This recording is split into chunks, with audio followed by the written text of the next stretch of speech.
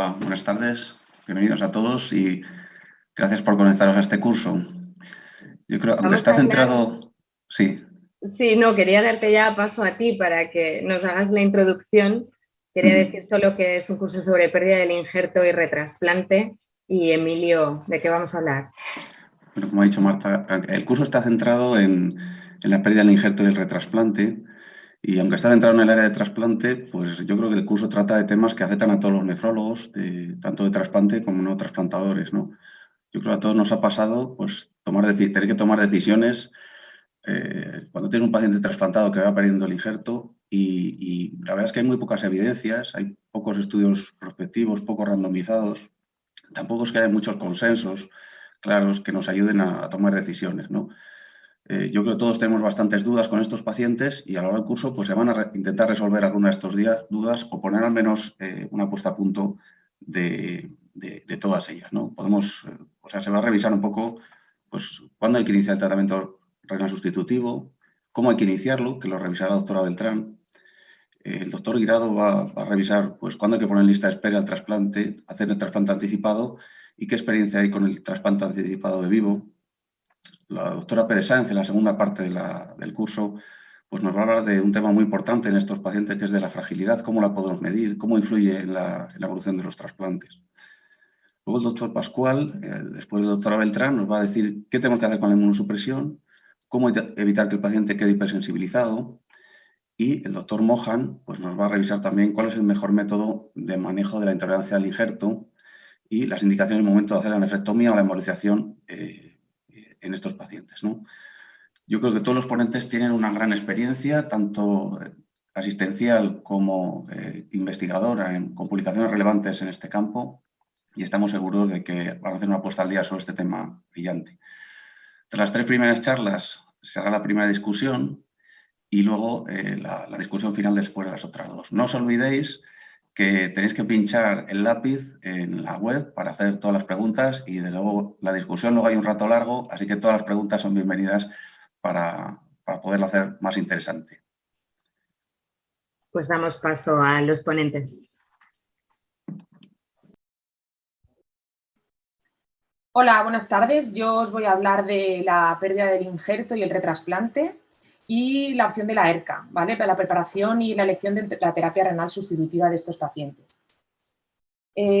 Como veis todos, parece que poco a poco, pese a que cada vez utilizamos donantes con edad más avanzada y más patología, la supervivencia del injerto sigue aumentando, aunque está siendo de forma limitada. Entonces, vemos que en Europa la supervivencia a los 10 años se sitúa alrededor del 50% y, por lo tanto, invariablemente hablan pacientes que pierdan el injerto a los 10 años y deban volver a diálisis. En la gráfica de la derecha veis cómo el número de pacientes que van empezando diálisis cada vez en España va siendo mayor y, aunque solo disponemos de datos hasta el 2015, aproximadamente son 800, 900 mil pacientes que ingresan a diálisis cada año provenientes de fracaso del injerto.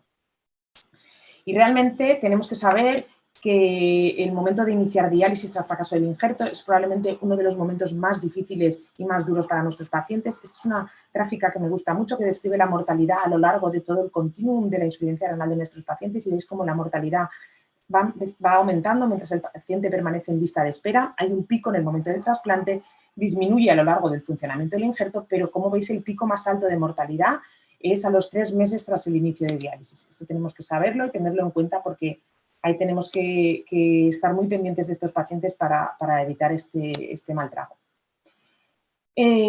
¿Cómo les va al iniciar diálisis? Bueno, pues este es un estudio con muchos pacientes, 5.000 pacientes del registro americano, de pacientes que inician diálisis tras fracaso del injerto, y lo compara con casi 180.000 pacientes que nunca han sido trasplantados y empiezan diálisis, y parece que hay mayor mortalidad en el grupo de trasplantados, por lo menos durante el primer año. ¿Cuáles son estos factores de riesgo que aumentan la mortalidad en el enfermo trasplantado? Bueno, la edad en el momento de la pérdida del injerto, empezar hemodiálisis con catéter en vez de fístula, tener una albúmina menor de 3,5 y tener un filtrado al inicio de diálisis mayor de 10. Parece que empezar diálisis con filtrados más bajos en estos pacientes quiere decir que probablemente tengan otras disfunciones y tengan otras comorbilidades, como por ejemplo mal manejo del agua y sal, y les tenga que iniciar diálisis con filtrados más altos.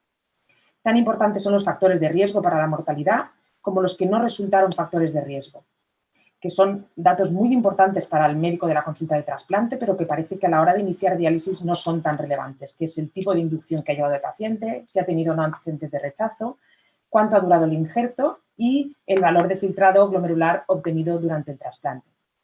Como veis, los factores de riesgo, los 3 últimos, son factores modificables que tenemos que tener muy en cuenta a la hora de empezar diálisis e intentar mejorarlos y evitarlos los que sean posibles.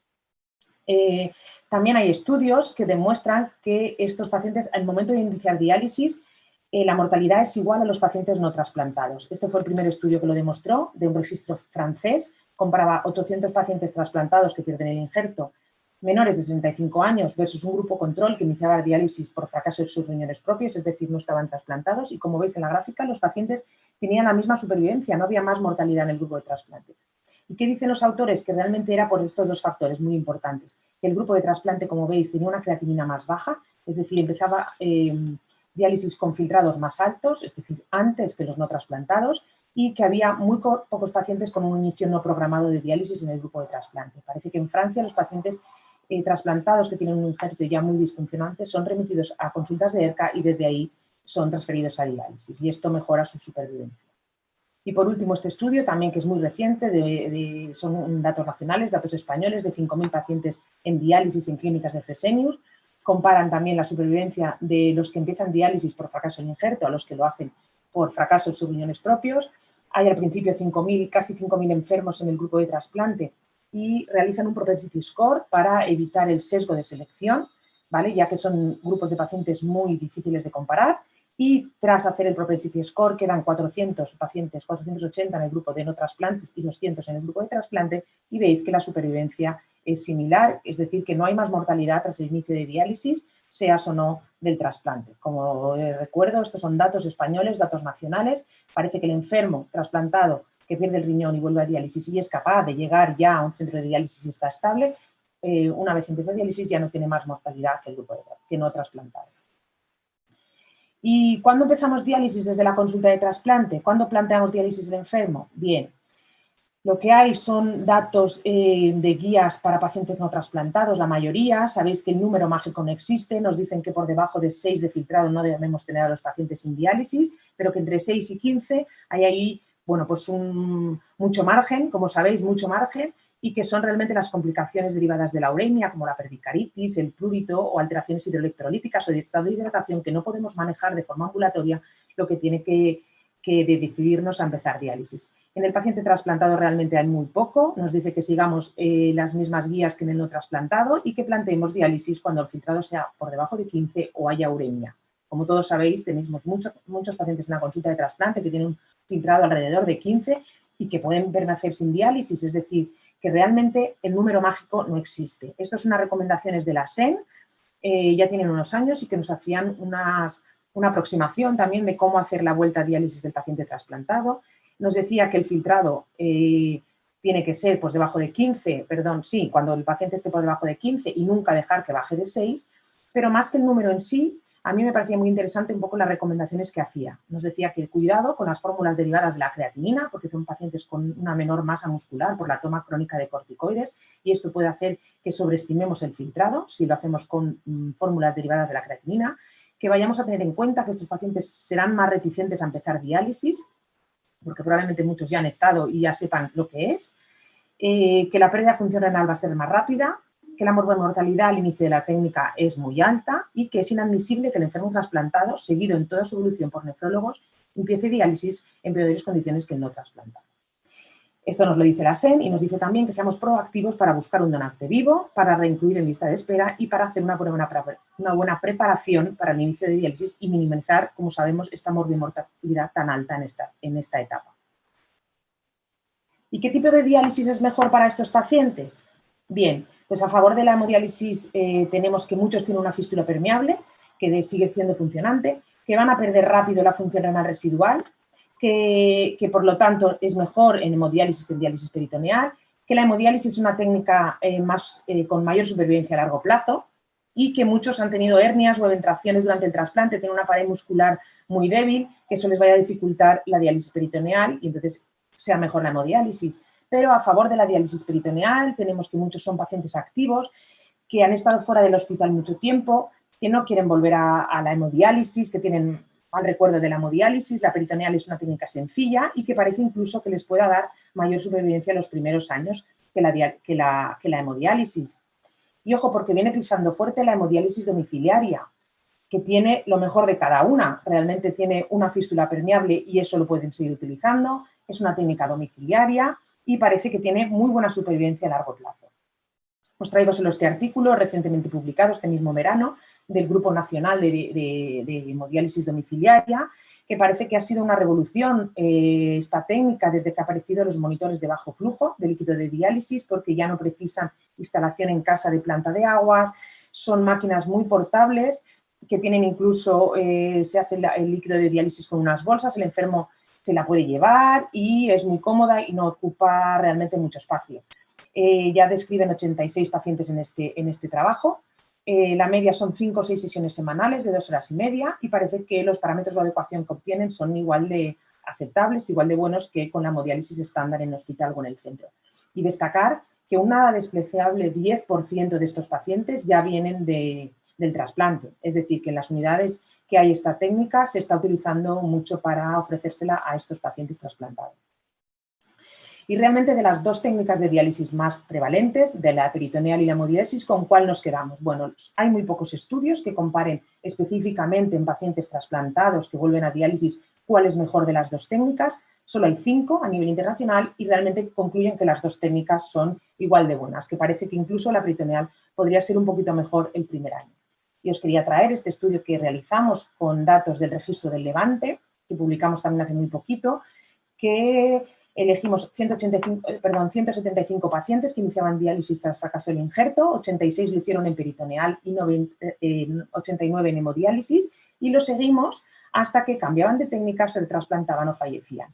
Y como veis en las gráficas, los pacientes trasplantados tuvieron durante el primer año y medio de seguimiento una menor mortalidad y una menor tasa de ingresos hospitalarios que los enfermos no trasplantados. También vimos que los pacientes no trasplantados, mejor en peritoneal que en hemodiálisis y también vimos que los pacientes que fueron a hemodiálisis tuvieron más episodios de intolerancia al injerto que los que fueron a diálisis peritoneal. No recogimos datos de inmunosupresión, pero parece que los enfermos que se quedan en peritoneal mantienen más tiempo la inmunosupresión y es menos frecuente que hagan episodios de intolerancia. Y sí que vimos una vez más, como en otras series, que el factor de riesgo independiente de mortalidad era haber empezado hemodiálisis con un catéter en vez de con una fístula. ¿Pero realmente se utiliza la peritoneal cuando fracasa el injerto? Pues parece que no. Estos son datos de registros españoles, nacionales de diálisis peritoneal, grandes registros con un montón de pacientes en peritoneal. Y de los pacientes que van a peritoneal, solo el 5% en toda la unidad de peritoneal procede del trasplante. Realmente esto es poquito, o sea que parece que el enfermo trasplantado que pierde el injerto va básicamente a hemodiálisis y no va a diálisis peritoneal. ¿Y por qué pasa esto? Bueno, probablemente por la disponibilidad que hay de la hemodiálisis universal, realmente en todos los hospitales, por la urgencia muchas veces para empezar diálisis, que esto nos permite utilizar o poner un catéter y utilizar la fístula y empezar diálisis al día siguiente, cosa que no pasa con la peritoneal, y por qué no, muchas veces un desconocimiento por el nefrólogo de la consulta de trasplante de que realmente la peritoneal es una opción viable para estos pacientes. Entonces, desde el Hospital Dr. Peset hemos apostado siempre, desde que está la unidad de diálisis peritoneal, por ofrecérsela a los pacientes trasplantados y lo que hemos hecho es acercar la peritoneal a la consulta de trasplante y os lo queríamos un poco contar nuestra experiencia. Y lo que hacemos es un seguimiento conjunto en las últimas etapas del trasplante. El nefrólogo de la consulta de trasplante realmente es el que dirige al enfermo, conoce al máximo al paciente, por supuesto, maneja el tema de la inmunosupresión y las pautas a seguir y el que estima el momento de hablar de la diálisis. Cuando ya se plantea la diálisis a estos pacientes, lo que hacemos es una visita conjunta, es decir, la primera visita la hacemos los dos, el nefrólogo de la consulta de ERCA, peritoneal o hemodiálisis domiciliaria, que somos los mismos, junto con la consulta de trasplante. Hacemos una primera visita conjunta para conocer al paciente y como hemos dicho antes, un momento de gran angustia, lo viven realmente mal, entonces se hace junto con su nefrólogo de siempre de la consulta de trasplante.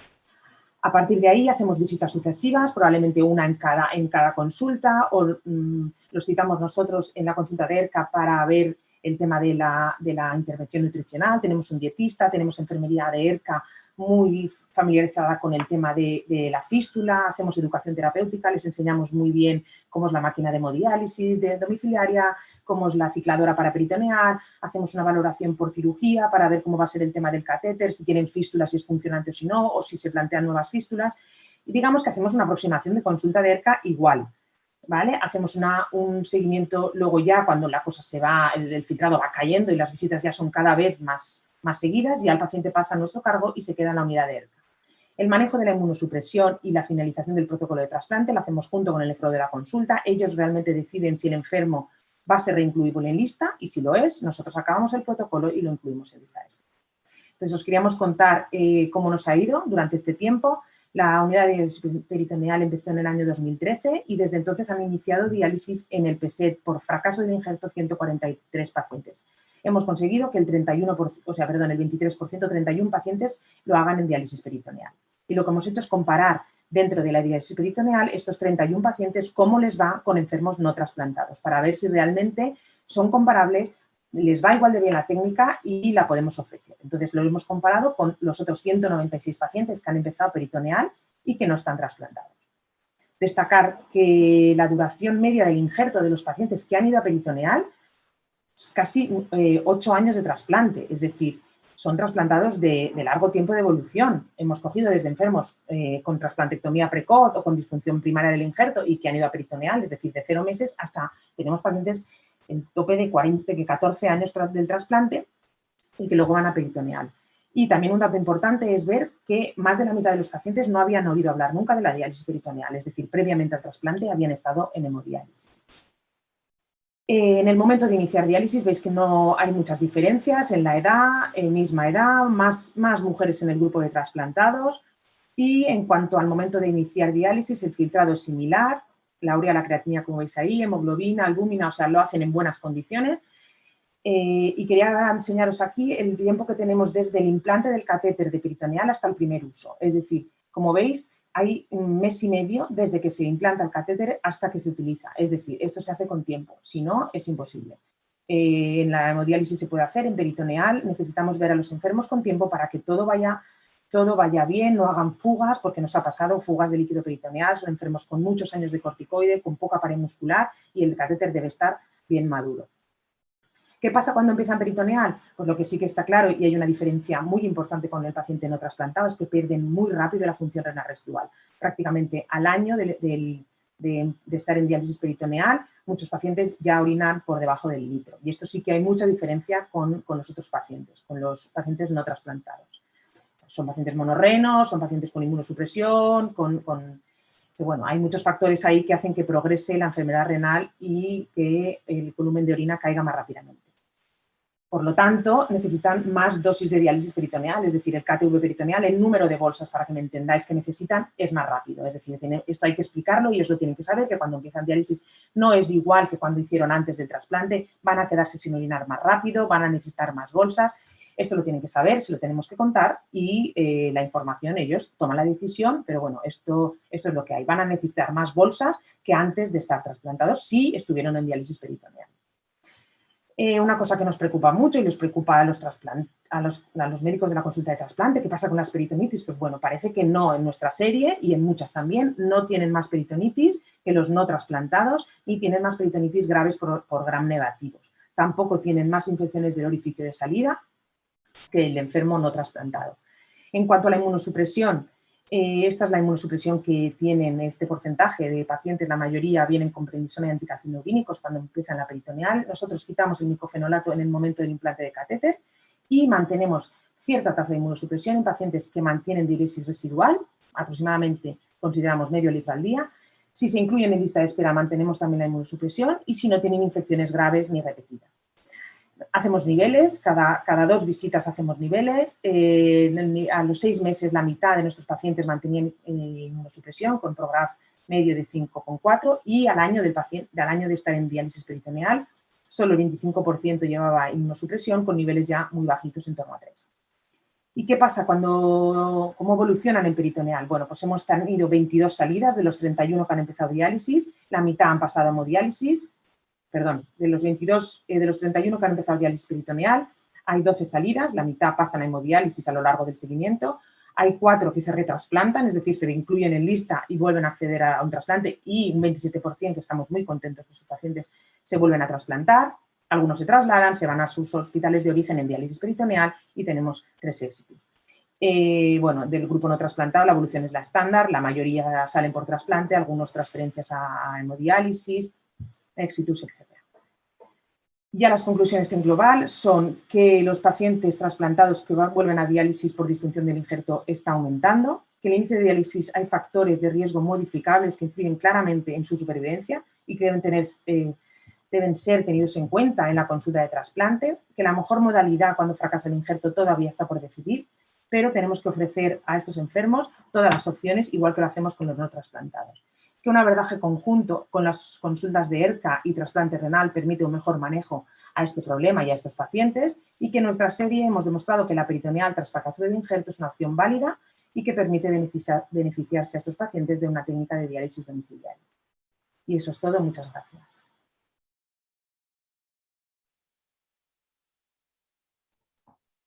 Buenas tardes a todos. En primer lugar, gracias a los organizadores por invitarme y por permitirme compartir este rato en este curso de alto interés. Yo creo que todos los que nos dedicamos y nos hemos dedicado estos años al trasplante renal y al enfermo renal consideramos que la transición de la pérdida de un injerto y seguramente la vuelta al tratamiento sustitutivo con diálisis o, por qué no, al retrasplante inmediato, pues es un reto.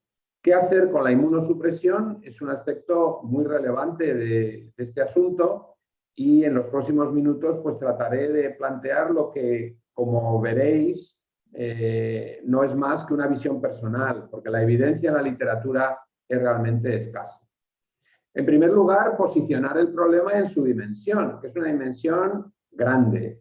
El número de pacientes, por ejemplo, que reiniciaron diálisis en 2020 en un territorio como Cataluña, después de la pérdida de un injerto, supuso más del 15% de todos los prevalentes, y más del 17% de los pacientes en lista ya habían tenido un trasplante previo, con lo que este itinerario de vuelta de un trasplante lo hicieron previamente. Con lo que estamos hablando de prevalencias que son similares a las de causas muy frecuentes de enfermedad renal crónica, más que la poliquistosis o que incluso patologías glomerulares en algunas unidades. De los 5.000 pacientes, por ejemplo, prevalentes en diálisis habitualmente en Cataluña, unos 750 han tenido este problema por resolver en algún momento de su evolución. Y ante esa dimensión grande, lamentablemente, esta es una diapositiva que utilicé ya hace años en una charla similar, que no he tenido que cambiar, lamentablemente, la evidencia en la literatura, salvo algunos estudios retrospectivos y pequeños, es prácticamente cero. Cuando los americanos hicieron una encuesta en centros estadounidenses sobre qué hacer con la inmunosupresión, solo 1 de cada 4 centros tenía un protocolo, al menos, un protocolo interno en el que se habían tomado decisiones al respecto. ¿Qué hacemos con los esteroides? ¿Qué hacemos con el inhibidor de calcineurina? ¿Cuándo lo quitamos? Si lo quitamos o lo mantenemos. Y el 75% de los que respondieron manejaba la inmunosupresión a criterio absolutamente personal y según arte, como normalmente hacemos muchas cosas. Esta es una de las más claras en cuanto a ausencia de evidencia compartida, protocolización. Incluso no hay buenas guías ni buenas recomendaciones al respecto. Hace algún tiempo revisamos la experiencia en una serie de unidades de hemodiálisis en la que algo más de 100 pacientes se incluyeron para ver cómo se había manejado la inmunosupresión antes y después de perder el injerto renal. De esos 104 pacientes, habían suspendido el inhibidor de calcineurina antes de perder completamente la función y de tener que volver a comenzar la diálisis, la hemodiálisis en este caso. Aquí no se incluían pacientes de peritoneal, sino solo de hemodiálisis, un 40% en una mediana de tiempo post-trasplante prácticamente de unos 5 años. Es decir, 4 de cada 10 ya llegaban a la pérdida renal final sin tacrolimus ni ciclosporina en el tratamiento. Y el 50%, prácticamente hasta llegar al 90%, porque del 10% no se consiguió el dato, casi el 50% de los pacientes suspendieron tacrolimus o ciclosporina después de iniciar la hemodiálisis y la mediana de tiempo de esa suspensión fue de menos de 2 meses, 1,8 meses, para tener una mínima fotografía de lo que estaba ocurriendo en nuestras unidades de hemodiálisis. Con los esteroides ocurría una cosa no muy diferente, un 23% de ellos habían suspendido el esteroides antes de perder el riñón, en una mediana de 32 meses, y un 66% de los pacientes suspendieron los esteroides después de iniciar la hemodiálisis de nuevo a una mediana de 4 meses. Es decir, parecía que la suspensión de tacrolimus o ciclosporina era una mediana de 1,8 meses y de esteroides 4,1, bastante posterior. Este es un problema de balance, de riesgo-beneficio individual.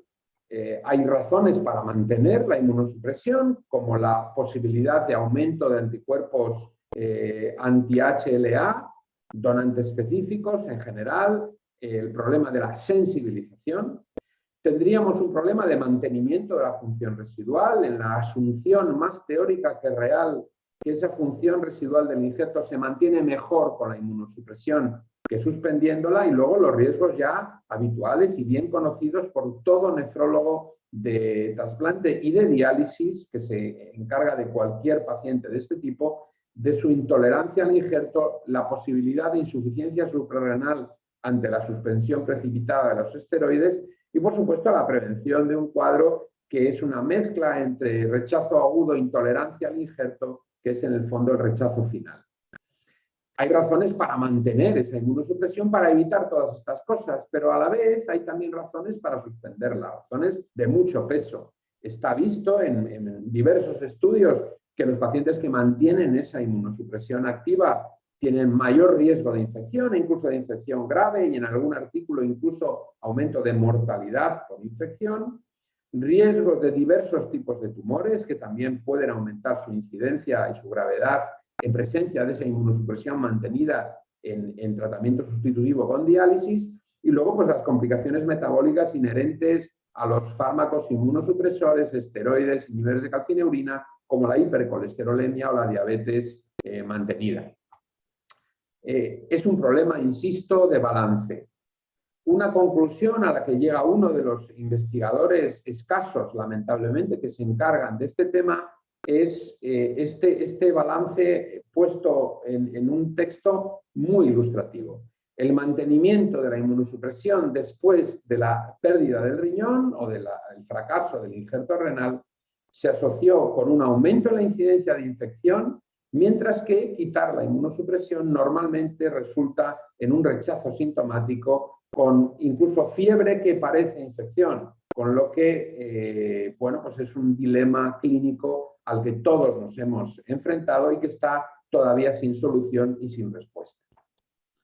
El aumento de la sensibilización está bastante demostrado, aunque insisto que los estudios son pequeños, no tenemos cada año media docena de buenos trabajos en la literatura que ilustren este tema. Nos tenemos que ir a 2012, 2014 para ver algún estudio, como por ejemplo 119 pacientes que no estaban sensibilizados antes de perder ese riñón y que al suspender la inmunosupresión, en la mayoría de ellos, 95, como vemos en la diapositiva, un 68% tenían un PRA por encima del 80% a los 2 años. Porcentaje que solo era del 8%, 2 pacientes de los 24 que mantuvieron la inmunosupresión. Con lo que ese mantenimiento parece claro que, al menos en ese trabajo, previene esa sensibilización y ese aumento de anticuerpos anti-HLA o de PRA calculado o real. Y, por supuesto, el riesgo de trasplantectomía fue prácticamente nulo en aquellos pacientes que mantuvieron la inmunosupresión y fue muy elevado hasta 39, 40, 41% de los pacientes que suspendieron esa inmunosupresión. Este aumento de riesgos de sensibilización y trasplantectomía, por ejemplo, resistió el análisis multivariado, hasta 14 veces más riesgo de un PRA por encima de 80 en los pacientes que retiraron la inmunosupresión en cuanto a ese riesgo ajustado. En otro estudio que tenemos en la parte inferior de la diapositiva, de retirada de la inmunosupresión antes de los 3 meses respecto de más tarde, este es un concepto adicional al anterior. No solo tiene riesgo suspender la inmunosupresión, sino que si es precoz esa suspensión, antes de los 3 meses, el riesgo de sensibilización es mayor e incluso, y lo recalco aquí, rodeando esta gráfica, el riesgo de no tener posibilidad de retrasplantarse rápidamente parece que está aumentado si la inmunosupresión se reduce de manera brusca en los primeros 3 meses. O sea que podría deducirse que es mejor mantener. Insisto, ese balance hay que colocarlo en su justo término. Parece que el mismatch HLA, las incompatibilidades que el paciente tiene con su propio riñón trasplantado, podrían ser una guía en esa retirada. A mayor mismatch, menos liberalidad en cuanto a la suspensión y más riesgos de la suspensión.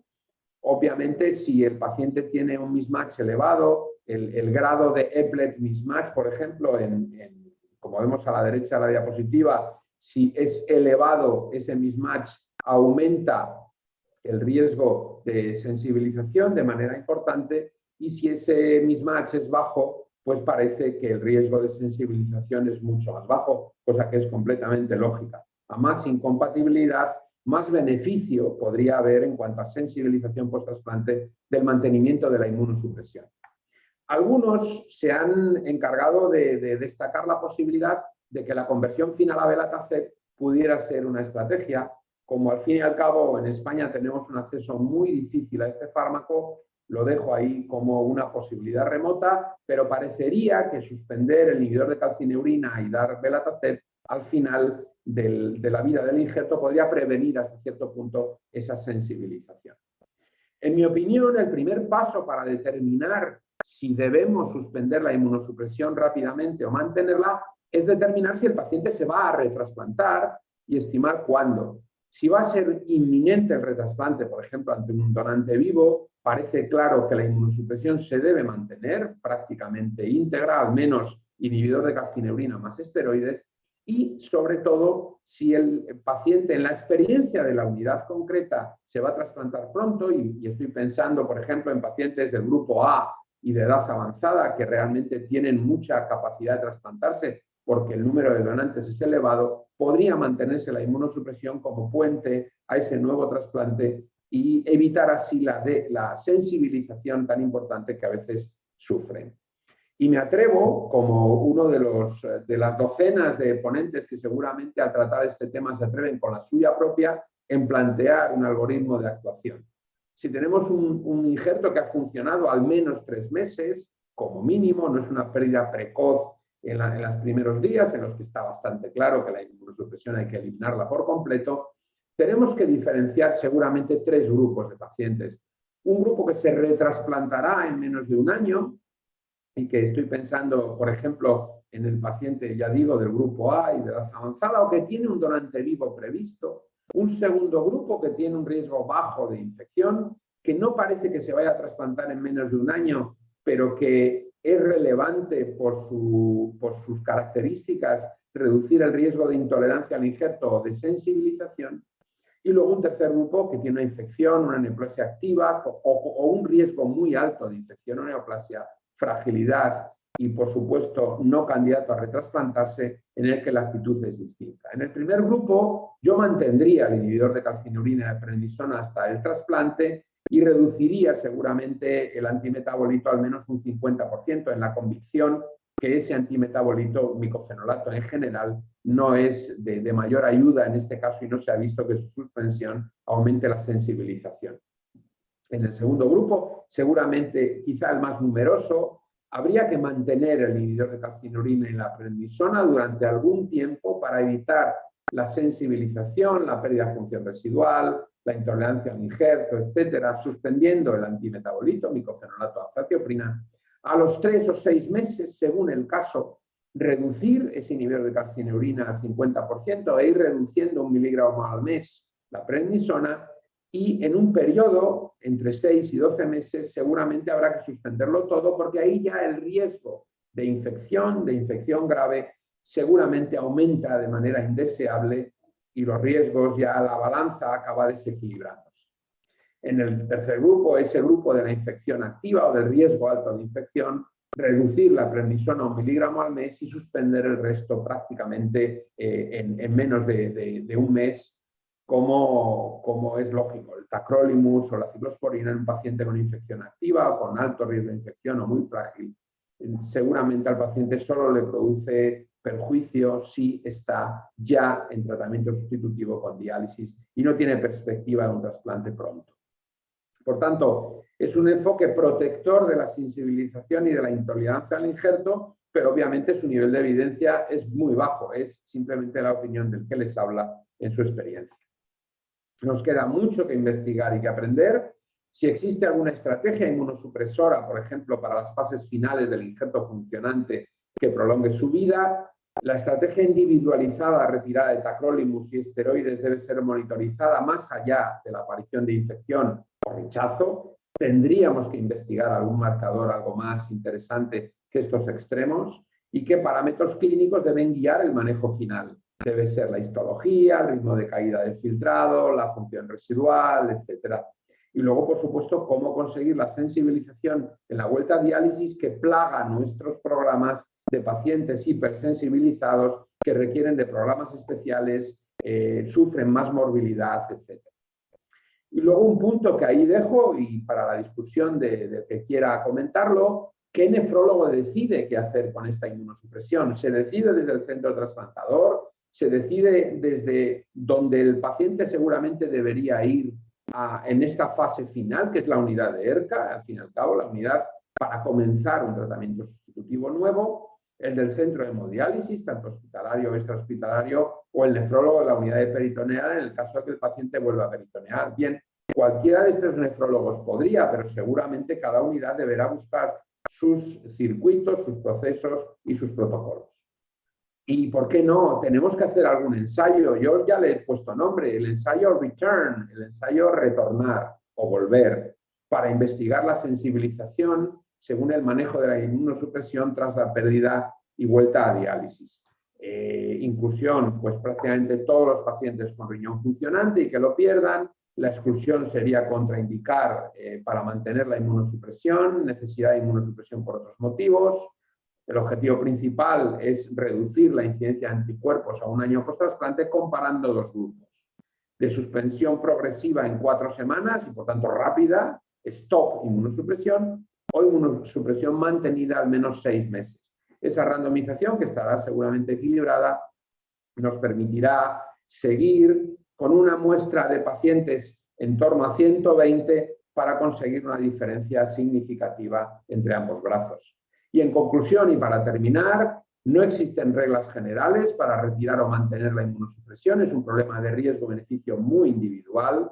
Un parámetro esencial es la posibilidad de retrasplante inmediato o a corto plazo. Cada unidad debe establecer su protocolo de retirada, seguirlo, revisar sus resultados periódicamente y, en mi opinión, son imprescindibles ensayos controlados centrados en estos asuntos.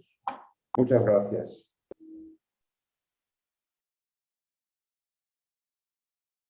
So I'd like to thank the organizers for the invitation to speak today. So the topic I was given was managing the failing kidney allograft. So these are my disclosures, none that are particularly relevant to today's presentation.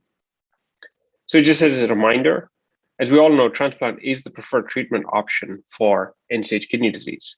So if you look at patients who are on dialysis, which is the light blue bar here, as you can see, the mortality is several-fold higher than that of patients without end-stage kidney disease in the orange bar in their age-matched categories.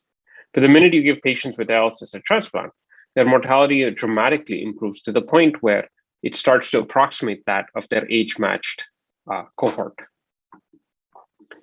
Not only is transplant the best option for end-stage kidney disease, long-term patient and graft survival over the past 2 decades has improved quite dramatically, both for when we're looking at both patient survival and graft survival, irrespective of whether the organs are coming from living donors or deceased donors. So this dramatic improvement over the past 2 decades is, represents major advancements for our patients. However, you have to remember that most of our patients will continue to perhaps need a second organ, particularly our younger recipients, many of them will require a second allograft. And it's that situation that we're going to talk about today.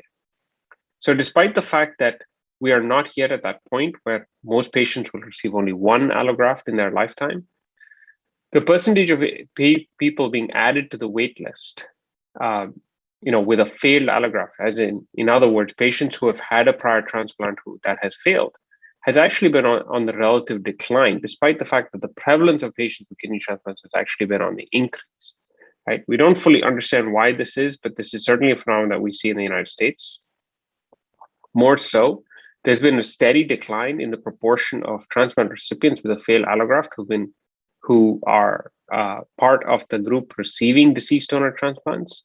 Now, as you'll see here in the green bar, the green line going from left to right, there's been a reasonably steady decline with the exception of 2014, 15, 16. And that's because in the end of 2014 and into 15 and 16, there was a change in the allocation system that prioritized sensitized patients, which more often than not are patients who've had a prior transplant.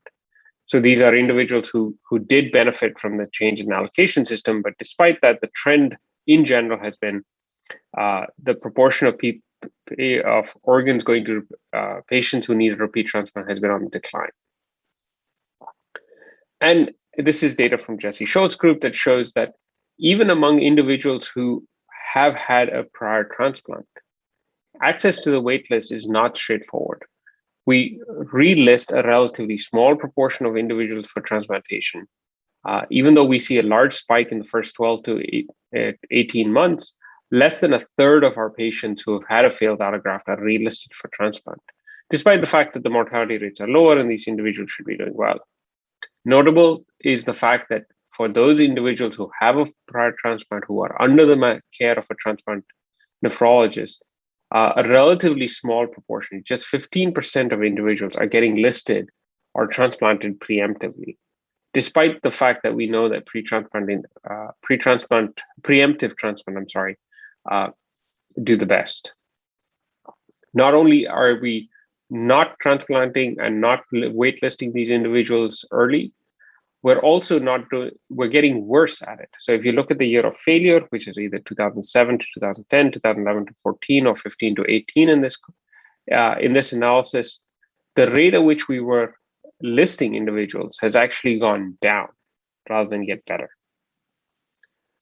So if you have a patient with a failing allograft, what do we need to be thinking about is essentially the question, right? And I would argue that there are essentially three things that we should be thinking about: retransplantation, immunosuppression, and that transition to dialysis if necessary, right? So I've touched upon the retransplantation aspect, but essentially for those systems where an allocation system allows for preemptive listing or creates prioritization for individuals who are listed preemptively, we should be doing that for our patients because those are the transplants that lead to the best outcomes. We should be helping our patients advocate for living donor transplants. Right? So even for those individuals who have had a deceased donor transplantation prior, those individuals are clearly recognize the benefit of a kidney transplant, and therefore helping them advocate for a living donor transplant is probably the fastest way to get another transplant and creates that opportunity to potentially avoid time on dialysis between kidney transplants. We'll come back to immunosuppression because that's a long topic, but essentially what I would say is that there are two major issues here. One is personalization or optimization. And the other is this idea that I think is gaining steam of transitioning patients to belatacept in an attempt to prolong allograft function. But let's talk about transitions to dialysis, right? So if for those patients with failing allografts, we're woefully inadequate in how we manage these individuals. Transplant nephrologists have traditionally not done CKD management particularly well, and we haven't initiated modality counseling at an appropriate time point. So people frequently crash onto dialysis with catheters rather than fistulas. There frequently aren't enough discussions about modalities in terms of allowing patients to recognize whether they would be better off with either in-center hemodialysis, home hemodialysis, or peritoneal dialysis. And part of this is timely access placement, but there's so much more to getting people ready for being on dialysis It is good anemia management, good management of the mineral bone disorders. And clearly, when you compare patients who will remain under the care of a transplant nephrologist versus a general nephrologist, we're probably distracted by the immunosuppression concerns and don't pay these issues enough attention. So let's talk about optimization of immunosuppression. I should note here that the amount of data available for this is woefully inadequate. So what I'm going to describe is an approach that we use at Columbia, and I think that is broadly used in the United States. Like I said, with very little evidence to support it. So there is really a need to expand the evidence base here. So there are basically three categories. There are those individuals who are going to get a repeat transplant with a living donor. So they're essentially going from one transplant to the next, presumably with little or no dialysis time in between. There are the individuals who are going to get dialysis, because their allografts have failed and will eventually get a deceased donor kidney at some point in the future. And then there are those high-risk patients with no plan for a repeat transplant, at least not in the immediate future.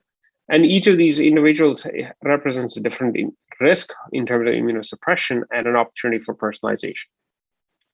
So for those individuals who have an available living donor and are going to be transplanted in relatively short order, we recommend continuing immunosuppression uninterrupted. And for those individuals who are going to be on dialysis for a short period in time, perhaps nothing more than a reduction of the antimetabolite transiently for 50%. For those individuals who we consider as high-risk individuals, these are individuals who either have an active ongoing malignancy and are being treated for it, those individuals with severe active infections, particularly life-threatening infections, or those individuals who are at risk for recurrent infections. This category also includes the frail patients who are no longer candidates for a repeat transplant. In these individuals, rapid reduction of immunosuppression is kind of the priority. So in this subset of patients, we would suggest stopping the calcineurin inhibitor completely, stopping the antimetabolite, also completely. Now, given that majority of our transplant centers and transplant recipients at this point are on steroid-free regimens, we then introduce steroids or prednisone at 5 milligrams per kilogram, and we taper down slowly with the goal that you do not want to cause an abrupt reduction in immunosuppression that would lead to that's overt and symptomatic. So the recommendation here would be to start at 5 milligrams. Sorry, that shouldn't be 5 milligrams per kg, but 5 milligrams, and then taper by 1 milligram per kg per month. I apologize for the error. So for those low-risk recipients who do not have a living donor, this is probably the vast majority of our transplant recipients. And the goal here is essentially to avoid sensitization of those individuals and to allow for repeat transplantation in the future. So in these individuals, in the first step, we stop the antimetabolite. So if they are on a calcineurin inhibitor, you continue that. If they are on a steroid regimen that includes prednisone, we lower the prednisone by 1 milligram per month. Sorry, not 1 milligram per kg per month, but 1 milligram per month.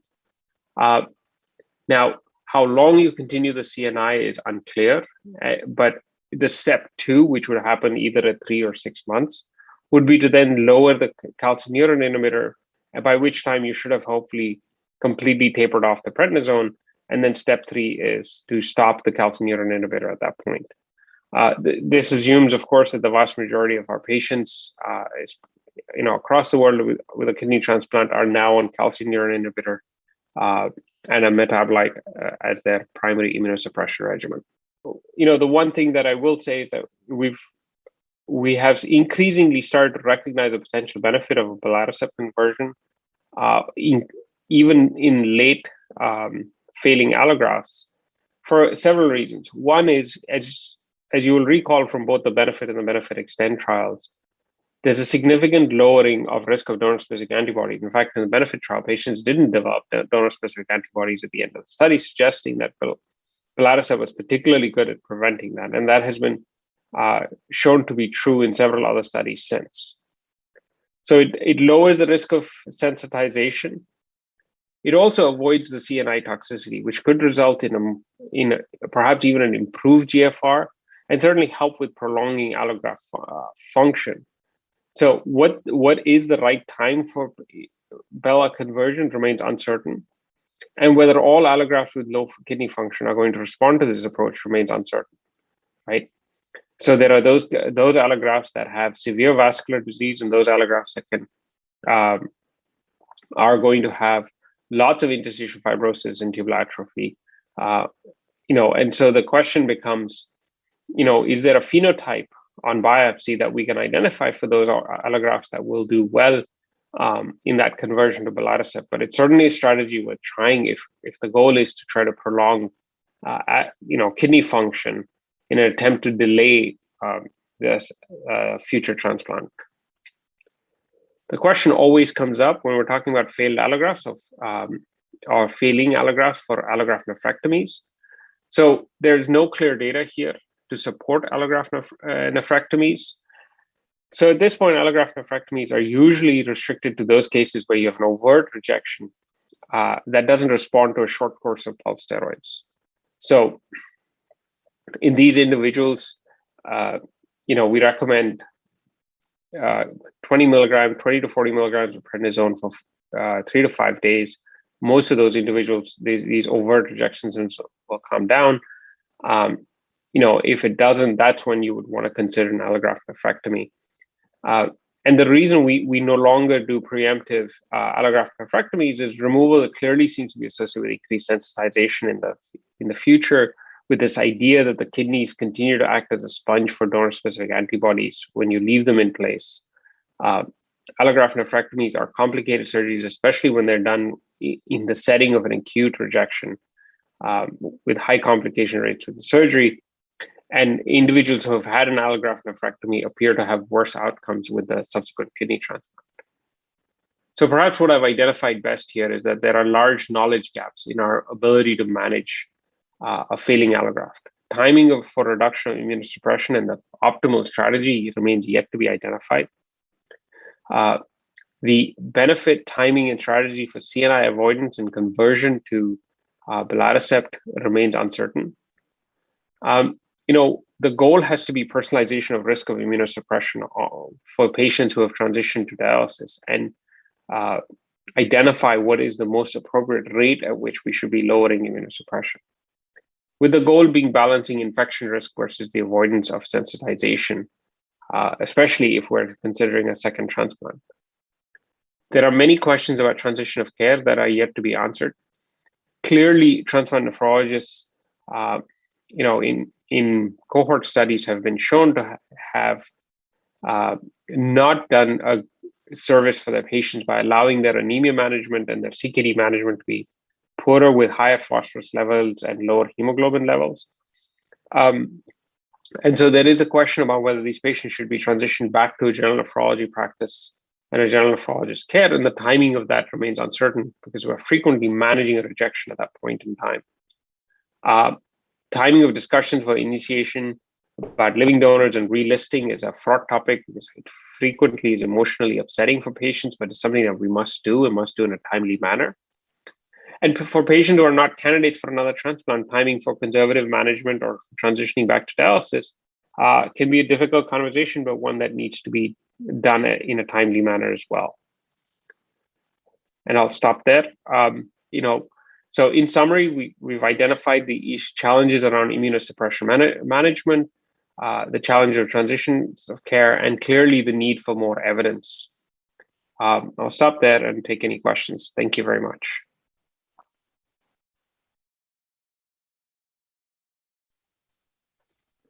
Bueno, pues después de estas 3 fantásticas ponencias tenemos un rato para debatir, para preguntar, y aprovechamos la oportunidad de tener a todos los ponentes, los de la primera parte y los de la segunda, para que podamos entre todos generar respuestas o por lo menos generar debate.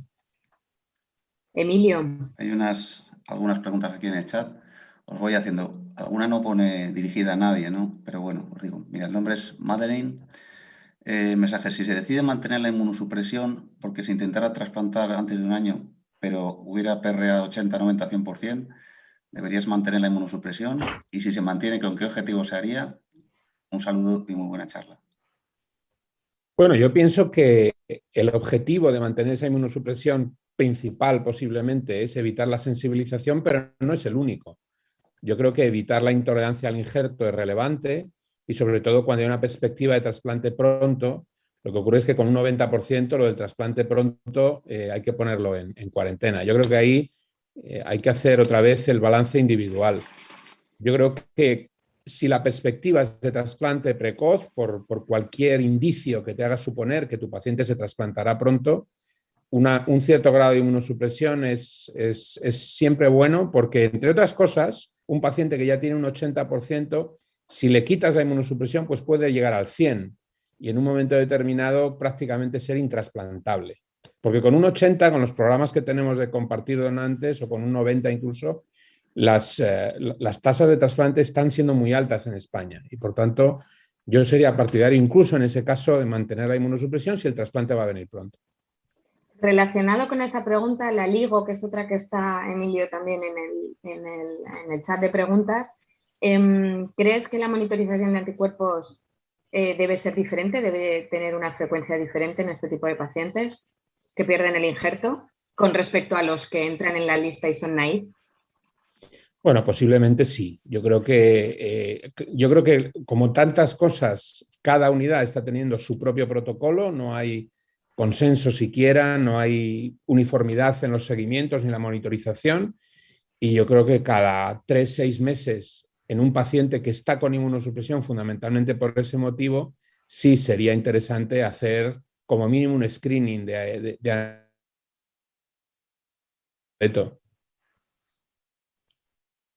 Vamos, de esto sabes incluso más tú que yo, o sea que al margen de que tú seas la moderadora y yo el ponente, también puedes dar tu opinión, ¿eh? Pero estoy de acuerdo con lo que has dicho, que evidentemente en estos pacientes estamos haciendo una monitorización muy parecida a la del paciente naive y no tiene nada que ver porque nos encontramos con muchas sorpresas a lo largo de la retirada de la inmunosupresión, ¿no? Los cambios son más bruscos, ¿no? Y se sensibilizan de repente de un análisis a otro. Seguro. En la misma línea, si me permitís, tanto Mohan como Julio habéis comentado en el paciente de bajo riesgo que posiblemente no se vaya a trasplantar en un año, de suspender totalmente inmunosupresión al año. Yo te quería decir, ¿qué opinas de, en vez de suspenderla del todo, dejar un poco? O sea, me refiero a los 5 miligramos de prednisona y un tacrolimus niveles 2-3. ¿No podríamos movernos entre no tener infecciones y evitar la sensibilización al paciente? Sí, sí, a mí no me parece descabellado. Yo creo que el paciente, pues, de un riesgo moderado, que tú ves que no tiene un antecedente especial Hay pacientes que tienen la etiqueta de infectables, ¿no? Y que han tenido CMV, han tenido neumonías, han tenido de todo. Tú sabes que en esos cualquier inmunosupresión posterior a suspender o a perder el injerto, pues va a ser de alto riesgo. Pero efectivamente, luego hay otros que realmente no tienen antecedentes de infecciones graves y que, esperando ese segundo riñón, aunque puedan sobrepasar el año, una mínima inmunosupresión no es descabellado. Lo que ocurre es que yo creo que hay poca experiencia al respecto y poco nivel de seguridad. Yo creo que ahí sí que deberíamos acumular experiencia, y si no es con algo tan audaz como ensayos clínicos, como mínimo con un registro observacional. Sí. Ahora, para dirigirle una pregunta a Sandra, que nos ha hecho una exposición muy interesante, ¿no?, sobre cómo manejamos la ERCA del trasplante. Yo creo, ¿no?, que el eslogan de tu charla ha sido: tenemos que prepararnos bien y con tiempo, ¿no? No podemos ir de forma apresurada. Lo que yo quería preguntarte, me ha interesado mucho el estudio Levante, que la verdad es que no lo conocía, y presentas los datos de casi 90 pacientes ADP y a hemodiálisis. ¿Eso fue un estudio macheado o es que realmente tenéis un número tan importante de pacientes que después de trasplante vuelven a diálisis peritoneal y se reparten así de bien? No, es con los datos del registro del Levante. Hemos cogido los datos de los pacientes que van a diálisis peritoneal. No es solo del Hospital PSEC, es de muchos hospitales que tienen trasplante y que esos enfermos van a peritoneal. Entonces, como se recogen todos en una base de datos de diálisis peritoneal del Registro de Levante, que está muy bien, muy elaborada, de muchos años, de ahí provienen todos los pacientes de trasplante que van a peritoneal. Y los que van a hemodiálisis sí que son del Hospital PSEC. Realmente no son dos grupos 100% comparables. Vale. Vale. O sea, escogiste un control por caso de EDP. Cogí todos los pacientes que empezaban, o sea, durante ese tiempo, todos los que han venido a hemodiálisis de nuestro hospital, Vale. los de peritoneal del registro. Vale. Y quedó similar.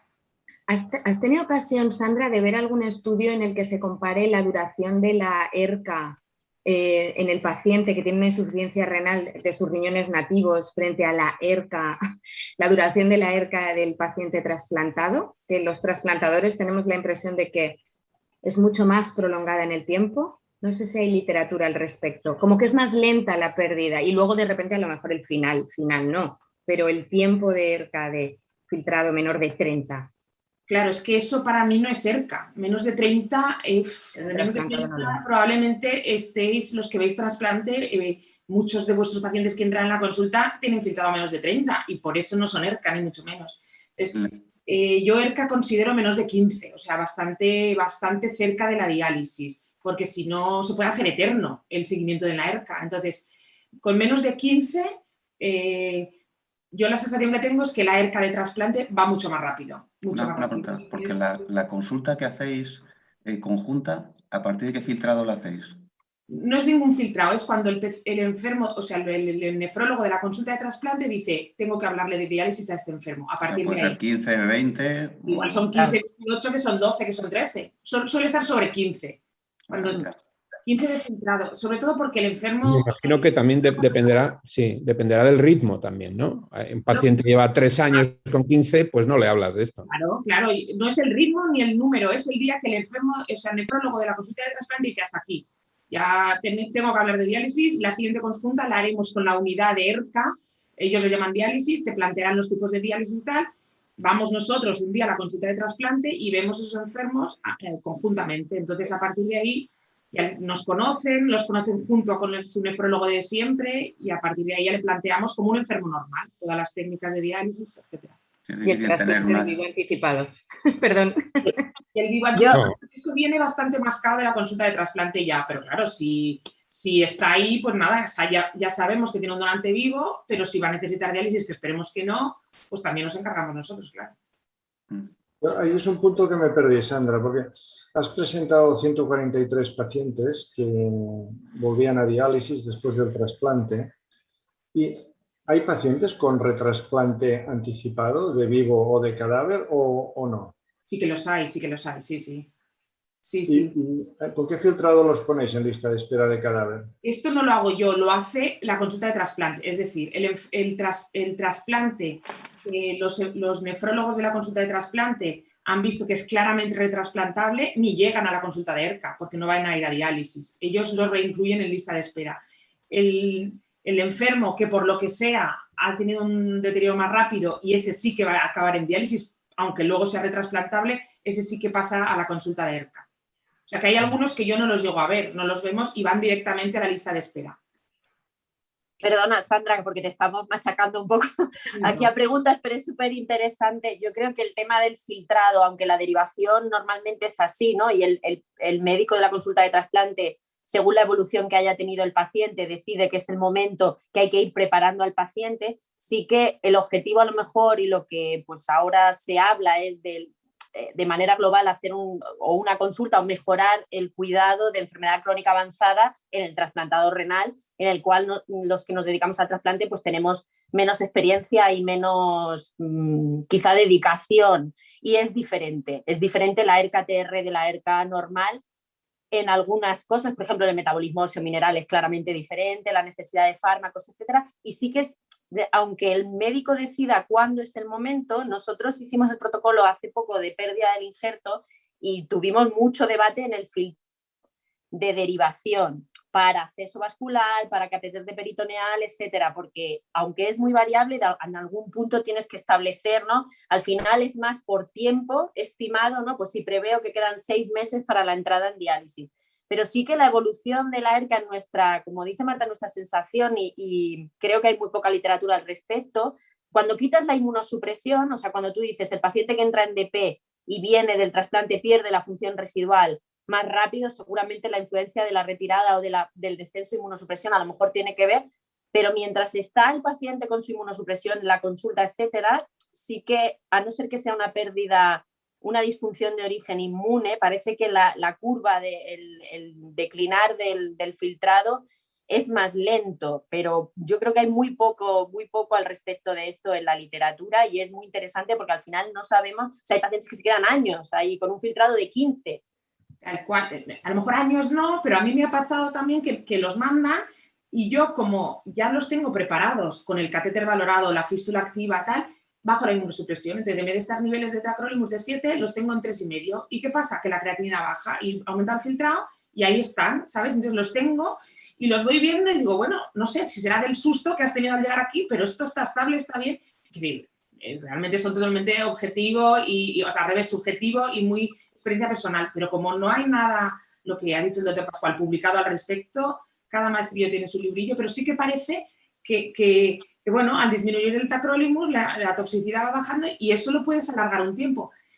Ya los vemos nosotros en la consulta de ERCA, nos da muchos beneficios, las enfermeras no tienen nada que ver, la consulta de trasplante es más otro ritmo, la consulta de ERCA hablamos del tema de la nutrición, les infundimos hierro, la anemia, el calcio, el hueso, es decir, hay muchas variables que ya no solo la inmunosupresión para nosotros ya es otra cosa, pasa a un segundo plano, ya lo importante es ver cómo está el enfermo, nutrición, suplementos nutricionales. Y bueno, no nos va mal y creemos que son épocas muy delicadas. El enfermo llega a veces en unas condiciones, pues eso, que ha estado aguantando mucho tiempo, no quieren saber nada de la diálisis y llegan un poco apurados. Y bueno, pues hacemos lo que podemos y yo creo que verlos conjuntamente con la consulta de trasplante les aporta muchísimo. Y pensamos, jolín, si hay consultas de cardiorrenal, de reuma nefro, porque no puede haber nefro-nefro, es decir, no pasa nada si vamos una a la consulta de trasplante de ERCA y hacemos conjuntamente, ni uno es mejor nefrólogo ni el otro es peor, ¿sabes? Aportamos diferente y vemos al enfermo de forma diferente y eso al final es lo que suma y hace que el enfermo esté mejor llevado en esa época tan crítica. La consulta de trasplante ERCA. Julio nos ha pedido la palabra y además tenemos varias preguntas dirigidas a... Yo es que creo que la consulta, una vez que las unidades de ERCA se van desarrollando con buena salud y buen ritmo, yo creo que la consulta de ERCA-TR dentro de la unidad de ERCA ya empieza a ser una necesidad. Yo creo que los trasplantadores en un momento dado tienen que pactar con los responsables de esa unidad pues un protocolo de manejo conjunto y de manejo final que yo creo que mejorará mucho la expectativa del paciente. Como tenéis muchas preguntas ahí en el tintero, no hago la que yo pensaba hacer, porque es un melón distinto. Pues déjalo para el final. Lo dejo para luego. Sí. Tenemos varias preguntas en torno a la retirada de la inmunosupresión. Emilio, ¿quieres...? Solo quería decir una cosilla que no tienes, Sandra, a lo mejor, o Julio. También los estudios parece que en el pasado los trasplantados llegaban peor. Y da la sensación de que algo ha mejorado la supervivencia, ¿no? Yo creo que en conjunto todos somos más conscientes de la ERCA en el trasplante, aunque todavía hay margen para mejora, ¿no? Yo creo que desde alguna consulta, yo creo que es fundamental para el futuro para hacer las cosas bien. Pero da la sensación de que algo mejor se ha hecho, ¿no? Sí, vamos, uno de los poquísimos estudios que había históricos es el de precisamente Valdecilla, que publicasteis hace ya bastantes años. Lo hacemos mejor ya. La verdad es que el panorama era malo. Cuando nosotros vimos nuestra experiencia no era muy diferente, pero yo creo que efectivamente todo el mundo ha ido mejorando. Eso es así. Pero quizá haya que estandarizarlo mejor y protocolizarlo mejor todavía. En relación con la retirada de la inmunosupresión, tenemos 30 segundos. Hay muchísimas preguntas sobre los esquemas de retirada. Yo creo que, bueno, eso está en las diapos y quedará colgado. Es imposible que abordemos cada cosa. Centrémonos, ¿tiene sentido retirar primero el inhibidor de calcinurina y lo último la prednisona? Yo creo que ya hay estudios que a lo mejor aconsejarían lo contrario. ¿Qué opinas? Eso sí que, fíjate, la evidencia es Z, ¿no? Los estudios que aconsejan lo contrario ya me los contarás, no lo sé, serán filosóficos. No hay la más mínima experiencia publicada al respecto. Yo creo que tacrolimus es un fármaco mucho más potente que 5 miligramos de prednisona a la hora la parte de la balanza de morbilidad y de infecciones, y en ese sentido, hombre, yo creo que sería quizá lo que hay que retirar antes, pero a ver, ya te digo, opinión de bar prácticamente, ese es el nivel de evidencia que hay. Los que tenéis más experiencia con tacrolimus y un inhibidor de mTOR, ¿manejáis el inhibidor de mTOR como el MMF? Igual, yo creo La que sí, retirada igual, ¿no? prácticamente, sí. Digamos que por mucho que sea un fármaco fantástico, es el actor secundario en esta película. Bueno, pues vamos a volver a las charlas, a las dos últimas ponencias, y al final de estas dos ponencias tendremos ocasión de debatir otra vez. Os esperamos a todos para comentar y ahora vamos a atender. Buenos días. Quería dar en primer lugar las gracias a la Sociedad Española de Nefrología por invitarme a participar en esta 51ª edición del Congreso Anual. Quería también declarar que no tengo ningún conflicto de interés en esta presentación. El tema que voy a presentar, como tenéis en pantalla, es el retrasplante de vivo anticipado. Aunque sea una cosa evidente, pues bien, se trata de pacientes trasplantados renales, está fracasando la función del injerto renal, deben reiniciar tratamiento sustitutivo y tenemos la opción de enviarlos a diálisis o bien trasplantarlos de forma anticipada, ya sea de vivo, como en este caso, o de cadáver. Habéis visto muchas veces esta imagen. Esto es para primeros trasplantes, no para retrasplantes, como es el caso de esta presentación, en la que el trasplantar sin pasar por diálisis de forma anticipada nos da una mejor supervivencia tanto del paciente como del injerto. Y lo vemos tanto en donante vivo como en donante cadáver. Fijaos que la media de espera en España para donante cadáver es de 2 años. Estamos hablando de mejorar 30-40% la supervivencia de los pacientes y de sus injertos a 10 años. Pero esto, repito, es para primeros trasplantes. En Cataluña hicimos el mismo ejercicio con el Registro de Enfermos Renales de Cataluña, lo publicamos en la revista Nefrología y como podéis ver el resultado es el mismo. Trasplantar al paciente sin pasar por diálisis da mejores resultados de supervivencia. ¿Por qué da mejores resultados de supervivencia al trasplante anticipado? Las explicaciones son varias, o sea, los pacientes menos tiempo en diálisis nos llegan al trasplante con menos hipertrofia ventricular izquierda, menos calcificaciones vasculares, menos cardiopatía isquémica, tienen menos complicaciones infecciosas, llegan menos inflamados, mejor nutridos, han recibido menos transfusiones y tienen una menor sensibilización anti-HLA y tienen, por supuesto, una mejor salud psicológica. La pregunta que me voy a formular es si esto que era para primeros trasplantes pasa también cuando vamos a retransplantar a un paciente. Y imagino que sabéis la respuesta, y la respuesta va a ser que sí. Os he traído las series más importantes que hay en experiencias de retrasplantes de donante vivo anticipado, y la primera es esta, es del grupo de Johnston, es un grupo de Canadá, y nos habla de trasplante anticipado, un segundo trasplante, y nos junta tanto vivo como cadáver, pero cuando el injerto falla, se trasplanta de forma anticipada, en este caso 3.500 pacientes, y de forma no anticipada, es decir, pasando por diálisis 14.000. La conclusión es muy clara. El riesgo de morirse después del trasplante, de este segundo trasplante con injerto funcionante, aumenta a medida que pasa el tiempo en diálisis. Cuanto más tiempo han estado en diálisis entre el primero y el segundo, más posibilidades de que se muera nuestro paciente. Y lo mismo pasa con la supervivencia del injerto. Tenéis arriba en este grupo de Canadá los retrasplantes que se hicieron de forma anticipada y abajo los que se hicieron después de pasar por diálisis. Lo mismo que habíamos visto al principio de la charla. El segundo grupo que os quería presentar tiene una N menos importante, es el grupo francés. Este grupo multicéntrico describe retrasplantes entre 2000 y 2014. Tenemos 93 de forma anticipada y 1.200 después de pasar por diálisis. Los grupos se parecen bastante en comorbilidades y no se parecen en lo que os he remarcado en azul. Fijaos aquí a la derecha que el grupo que se trasplantó de forma anticipada tenía claramente una menor sensibilización anti-HLA. Y esto es un tema importante.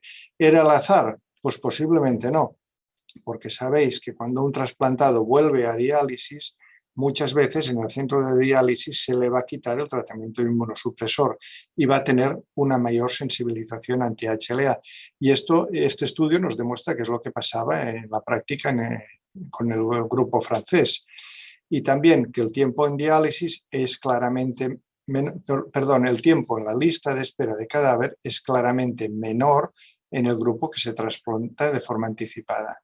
¿Qué nos dice esto? Que lo que hacían los franceses era que cuando el riñón estaba claudicando, por ejemplo, un filtrado de 15, se ponían a la vez en las dos listas. Hacían el estudio de donante vivo, pero incluían al paciente en lista de espera de donante cadáver por si sonaba la flauta y podían aprovechar esta vía.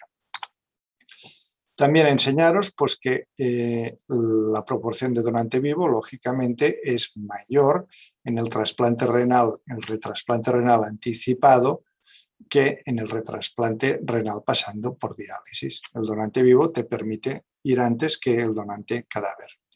En cuanto a resultados, pues los mismos que he enseñado antes. Te retransplantas anticipado, tienes una supervivencia del injerto mayor que si te retransplantas después de pasar en diálisis, el rojo. Lo mismo pasa con la muerte del paciente con injerto funcionante y con el punto combinado que recoge la muerte o el retorno a diálisis. Retransplantar de forma anticipada, ya sea de vivo o de cadáver, va mejor que pasar por diálisis. Y el último grupo que os quería enseñar es este grupo, que es de Australia o Nueva Zelanda, y también estudian el tiempo en diálisis entre el primer y el segundo trasplante y ven que los pacientes que se trasplantan de forma anticipada van mejor en episodios de rechazo agudo, van mejor en supervivencia del injerto y van mejor en mortalidad del paciente. Aquí lo vemos, la mortalidad a medida que aumenta el tiempo en diálisis entre el primer y el segundo trasplante, como varía, y lo mismo en la supervivencia del injerto.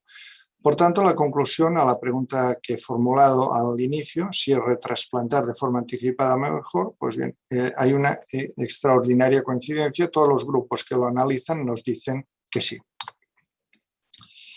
La segunda pregunta es ¿cuál es la realidad del retrasplante anticipado en España? ¿Y qué pensáis que voy a contestar? Pues voy a contestar pues, que es muy poca, ¿no? Y voy a aportar unos datos.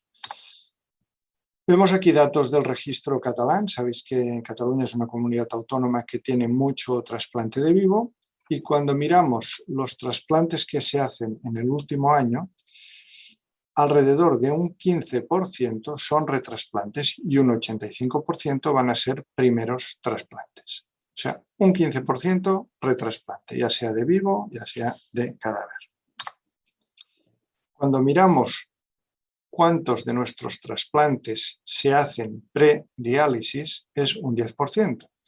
O sea, que el 10% del 15%, que es un 1,5%, nos diría más o menos los retrasplantes renales que hacemos de forma anticipada. Esto sería la teoría. Y la práctica es esta de aquí, que se ve mucho más claro. Vamos a analizar el último año desde el coronavirus, el año 2019, y vemos que de los trasplantes que se hicieron en Cataluña, trasplantes renales, se hicieron un total de 881, 154 se hicieron de forma anticipada. Primera técnica, es decir, estos pacientes no habían pasado por diálisis, era su primer trasplante. 537 venían de hemodiálisis. Teníamos luego de diálisis peritoneal 141. Y esta franja verde tan pequeña representa los trasplantes renales que se retrasplantaron sin pasar por diálisis. Y el número es 11 de 881. O sea, más o menos el 1 punto algo por ciento, el 1,24%. La práctica coincide bastante con la teoría. El retrasplante renal anticipado es muy poco. También os quería enseñar, esta es la que hemos comentado ahora, esta de aquí, que es qué pasa con los trasplantados renales que fracasan en el último año. Pues bien, la mitad se murieron con injerto funcionante, es esta franja que he marcado en verde. La franja en azul son los que volvieron a hemodiálisis y esta franjita verde de aquí en medio son los que se retrasplantan sin pasar por diálisis, el 1%. Y esta parte de la derecha os la regalo para los gerentes, que es el balance entre lo que se trasplanta y lo que se pierde, ya sea porque se muere el paciente o vuelve a diálisis. Fijaos el balance positivo que hay año tras año en nuestro seguimiento de pacientes trasplantados. Es brutal. Por tanto, en España tenemos un problema con el retrasplante, ya sea de donante vivo o donante cadáver. No lo estamos realizando. Coincide con el enorme descenso de la donación de vivo. Sabéis que ha descendido entre un 30 y un 40% en los últimos años y que hay una gran discrepancia entre los porcentajes de vivo comunidad autónoma. ¿No? Hay comunidades que no están haciéndolo o se manejan con 1 por millón de población. Es muy bajo. El decir que no hacemos donante vivo porque hay un donante cadáver muy bueno, pues tampoco se ajusta a la realidad, y para esto os traigo el ejemplo catalán. Esto es en azul los porcentajes por millón de población de donante en muerte encefálica, en rojo en asistole, y esto es en donación de vivo. El tener una buena donación de cadáver no quita que se pueda tener una buena donación de vivo.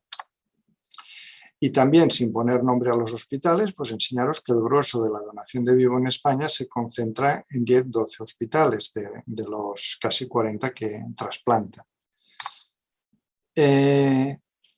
¿Por qué unos más que otros? Yo pienso que se debe al convencimiento del equipo y al grado de organización que tenga. Fijaos que cuando se pregunta a los 30 hospitales que se le hizo esta encuesta de la SEN, hospitales trasplantadores, si daban información de la donación de vivo, pues hay 2 que responden que no, que ya es un poco increíble, ¿no? Y luego de los 28, yo pienso que aunque se responda que sí, se da información de vivo, no se debe dar en todos con el mismo grado de convencimiento por parte de los médicos. También, si esta información de vivo es adecuada o no adecuada, pues los centros periféricos, hay más centros que dicen que la información que dan de vivo no es adecuada que no adecuada. Y en centros que son trasplantadores renales de donante vivo, pues en este caso, fijaros, hay 5 que no dan una información adecuada de la donación de vivo. La OMT estableció estas normas en conjunción con la SEN y la SED, diciendo que había que intentar mejorar la formación de profesionales sanitarios, que la información se tenía que empezar en ERCA, a ser posible, y si no, continuarla en diálisis o en trasplante, pero que ERCA era el punto que se tenía que hacer, que la remisión tenía que ser precoz cuando el riñón todavía está funcionando, ya sea un primero o un retrasplante, y que se debería hacer un checklist para mirar si se le ha informado al paciente de todo lo que se le tiene que informar. También tendríamos que organizar un poco cómo se deriva de un centro no trasplantador a centro trasplantador, que haya una persona de referencia, que el circuito sea corto, que sea ágil, y sabéis que esto no siempre pasa, y sobre todo que el tiempo de estudio del donante vivo sea corto. Muchos centros consideran que el tiempo que están preparando un donante vivo para el trasplante pues, es largo, ¿no? Pero otros piensan que es adecuado cuando es superior a 12 semanas. El donante vivo tiene que ir rápido, a veces los filtrados son muy justos y no deberíamos esperar. Y cuando el centro tiene una baja actividad de trasplante, el centro de trasplante considera en su mayoría que los recursos humanos que no tiene para la donación de vivo son adecuados, ¿no? Todo esto son dificultades añadidas para que podamos hacer estos retrasplantes anticipados. La ONT nos recomienda protocolizar bien todas las fases del estudio y de cara a los gerentes se tiene que priorizar las pruebas. El donante vivo no es un paciente normal y no debe esperar. Si no, no podremos hacer este retrasplante de forma anticipada. Y cuando preguntamos a los centros que hacen donación de vivo por qué piensan que ha disminuido la donación de vivo, la mayoría lo atribuyen a que hay poca formación en ERCA, baja indicación en ERCA, recursos humanos insuficientes. Yo pienso que son puntos, todos ellos, muy mejorables. Las acciones de mejora, básicamente mejorar la formación de profesionales, centros trasplantadores y periféricos para que puedan dar la información adecuada y de forma convincente a nuestros receptores de trasplante renal. Para concluir, os diría que el retrasplante renal de forma anticipada debe ser considerado también como una opción de primera línea a considerar cuando el injerto renal está declinando su función. Como opinión personal, la primera opción, el retrasplante renal. Que la supervivencia del injerto y del paciente son mejores en caso de retrasplante anticipado, al igual que pasaba en los primeros trasplantes. Que utilizando donantes cadáver, que los podemos utilizar para un retrasplante renal, solo podemos hacer viable un 10% de estos 10 retrasplantes renales. Por tanto, la vía que deberíamos utilizar es el retrasplante renal de donante vivo anticipado, porque va a ser mucho más posible que lo podamos hacer sin pasar por diálisis que si queremos utilizar un donante cadáver, que repito, solo permite hacerlo en un 10% de los casos. También debemos hacer un ejercicio de reflexión de cómo proponemos la donación de vivo. Si no lo hacemos bien, no vamos a poder hacer estos retrasplantes de forma anticipada. Se debe hacer en ERCA cuando es un primer trasplante, pero cuando es un retrasplante lo debe hacer el nefrólogo de trasplante, cuando está declinando esta función renal. Se debe hacer de forma protocolizada, debe tener una actitud positiva hacia la donación de vivo, porque si no, no lo vamos a conseguir. Debemos estar seguros que tenemos los medios necesarios. Nuestro tiempo de estudio del donante vivo ha de ser corto, y cuando digo corto es inferior a 3 meses, y si se puede hacerlo en un mes, mes y medio, mejor. El equipo multidisciplinar que forma el grupo que va a hacer este estudio debe estar plenamente formado, y siempre debemos pensar en la posibilidad de retrasplante de donante vivo anticipado en nuestros pacientes trasplantados cuya función renal se está deteriorando de forma irreversible. Y esto es todo. Muchas gracias por vuestra atención.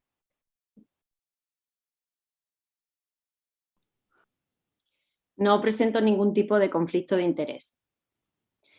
Buenas tardes. En primer lugar, quería agradecer a la Sociedad Española de Nefrología el haberme invitado a este curso precongreso acerca de la actualización en la pérdida del injerto y el retrasplante, un tema muy complejo, pero también pues, un reto para todos los nefrólogos, ¿no? En concreto, se me ha encargado hablar de la fragilidad y cuestionar si es un factor decisivo. Ya veremos para qué. Y se trata de una charla que pretende ser lo más práctica posible, o sea, de hecho está montada como en formato taller y espero que así sea y que podáis pues, ver ejemplos prácticos más que mucha teoría, que yo creo que de eso pues ya sabemos más. Vamos a comenzar con un caso cuestionando el beneficio del trasplante renal y sobre todo del retrasplante renal. Este es un paciente que vino por primera vez a la consulta de valoración de trasplante en mayo del 18 y he hecho una transcripción literal de las notas de la historia clínica. Ahí, en ese momento decíamos que el paciente vivía con su mujer, de hecho la cuidaba, hacía la compra, la comida, aunque sale poco a la calle. También venía solo a la consulta y tenía un hijo, pero vivía en otra ciudad. Es un paciente con unos antecedentes patológicos, como muchos de nuestros pacientes tienen en diálisis, y que consideramos que tenía que valorarse por una serie de especialistas antes de su valoración médica, digamos, para la inclusión en lista. En julio del 18 volvemos a notar que viene solo a la consulta, está preocupado y triste, no tiene ganas de nada, llora, sale a comprar y hace la comida como intentando resaltar su capacidad funcional. Por esto de venir solo a las visitas, también fue valorado por trabajo social y en enero del 19 finalmente se incluye en lista de espera. En mayo del 19 el paciente recibe un riñón de un donante de 84 años y alcanza buena función renal, 1,7 de creatinina, pero progresivamente, o sea, 3 días después del alta, tiene su primer reingreso y va reingresando, reingresando, reingresando y reingresando, de manera que durante los siguientes 6 meses prácticamente no está fuera del hospital. Hace una serie de complicaciones médicas, quirúrgicas, que le llevan, pues como veis aquí, a un deterioro funcional, desnutrición, una depresión. Y en noviembre del 19 es el último ingreso que viene con un rechazo agudo celular V3. No somos capaces de revertir este rechazo, el paciente pierde el injerto y reinicia diálisis. Queda en una residencia por problemas de dependencia. Es decir, es un paciente que según la Clinical Frailty Scale viene con una puntuación de 3, es un paciente que tiene condiciones crónicas y que no hace mucha actividad física más allá de la rutina diaria, pero después del trasplante y sobre todo la pérdida del injerto, pues queda un paciente severamente frágil y dependiente. Y lo mejor de todo es que, y esto es una situación bastante habitual, el paciente nos pregunta en su peor situación física que cuándo se va a volver a trasplantar. Nosotros nos preguntamos cuál era la puntuación de fragilidad, o sea, cómo de frágil era el paciente antes del trasplante, y en este caso, pues el paciente era frágil, tenía una puntuación por la escala de Fried de 3.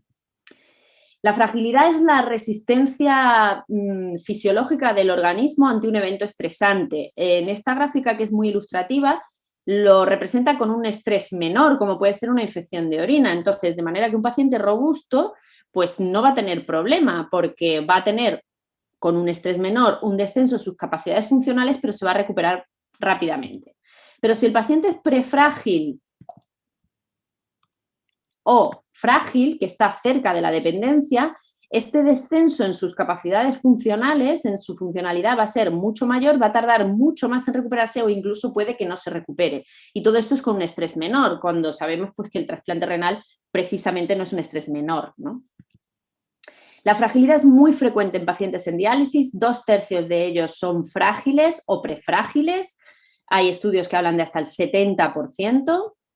Y cuando he ido a mirar si tenían en cuenta si el paciente había recibido un trasplante previo, o sea, esta condición de la que estamos hablando, de pérdida del injerto, vuelta a diálisis, retrasplante, pues no se ha encontrado que sea más frecuente la fragilidad entre aquellos que habían recibido un trasplante previo. Esto es el porcentaje de pacientes robustos versus prefrágiles versus frágiles que tenían un trasplante previo en ese estudio que os muestro aquí. Si eres frágil, tienes más probabilidad de morirte en lista de espera, pero además menos probabilidad de que te pongan en lista y menos probabilidad de que te trasplanten aún estando en lista de espera. Y post-trasplante, tu supervivencia es peor que frente a aquellos que son robustos. ¿Cómo mido la fragilidad en candidatos a trasplante? Bien, pues hay muchas escalas que se han probado en enfermedad renal crónica.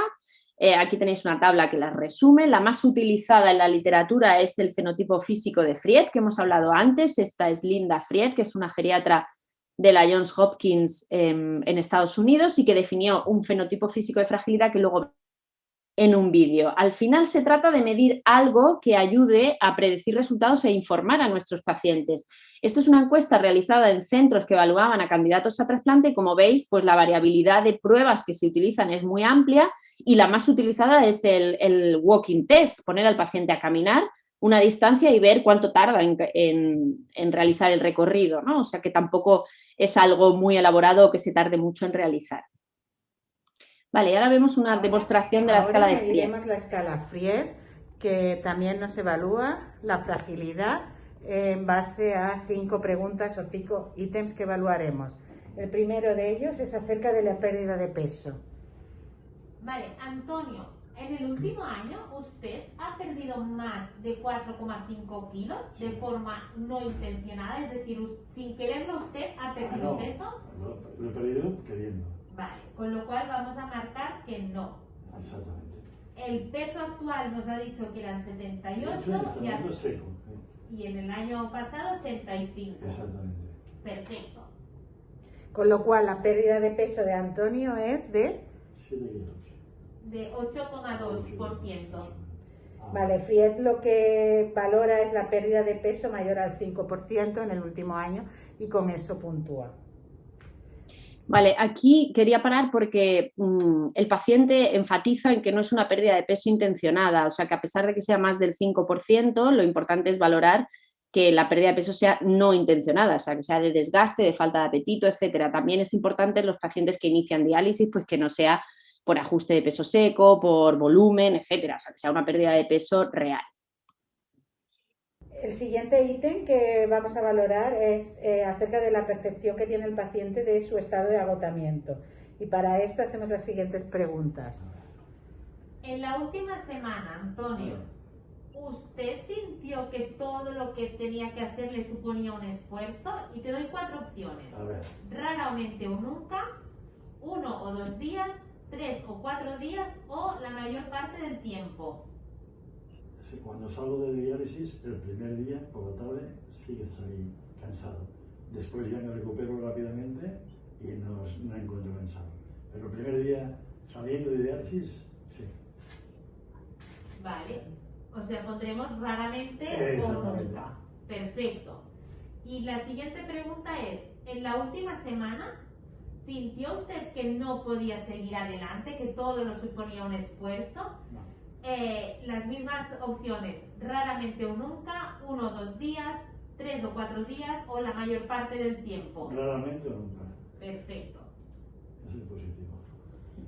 Bueno, aquí veis que el paciente la autopercepción del cansancio es o sea, no la tiene, ¿no? Aunque diga que sale cansado de diálisis, está ya negando con la cabeza cuando le estamos preguntando si todo le supone un esfuerzo, o sea que no es un paciente que se encuentre cansado. A continuación miraremos la fuerza muscular y para ello utilizaremos el dinamómetro. Antonio, coge con la mano el dinamómetro así y lo tienes que apoyar en el apoyabrazos de la silla, ¿sí? Apóyalo bien, el brazo bien. Vale, aprieta con toda la fuerza. Aprieta, aprieta, aprieta, aprieta, aprieta, aprieta y relaja. Vale, vuelve a apretar.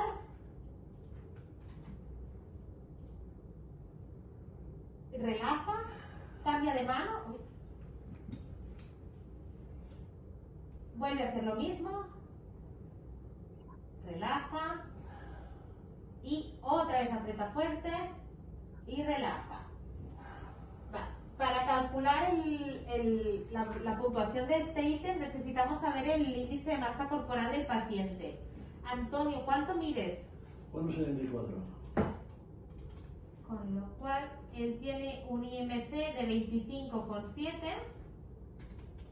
Y la fuerza, vamos a anotar el valor que está por fuera, que son lo que nos marcan por kilos, que en este caso son 34.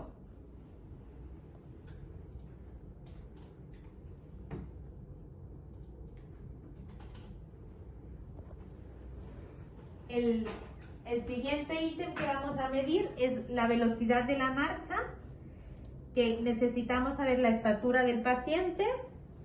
Y lo tenemos que hacer andar una vez, una distancia de 4,5 metros. Antonio, acompáñame. Muy bien. Póngase en esta línea, de aquí, y cuando yo le diga, viene andando hacia mí, a ritmo normal, a su ritmo habitual. Normal. ¿Vale? ¿Preparado? Sí. Ya.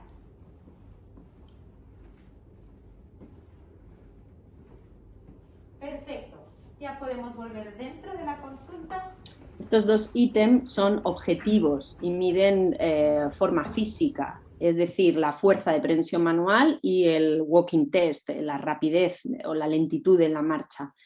Necesitamos saber el peso del paciente, la altura, el índice de masa corporal porque se ajustan por unas tablas de normalidad. Nosotros tenemos incorporado en el programa informático del hospital para calcular las escalas de fragilidad, pero si no, lo hemos hecho a mano durante muchos años y es tan sencillo, o sea, son tablas muy sencillas, ¿no? Tampoco requiere mucho cálculo. Y apuntamos la velocidad que ha dado 5,8. El último ítem que valoraremos es la actividad física y para ello se le hace la siguiente pregunta. ¿Con qué frecuencia llevas a cabo ejercicios físicos que requieran un nivel de actividad moderado? Como por ejemplo, caminar, trabajar en el huerto, hacer deporte, bailar, subir escaleras, ir a comprar, limpiar el coche o la casa. Te voy a dar 4 opciones. Más de una vez a la semana. Una vez a la semana.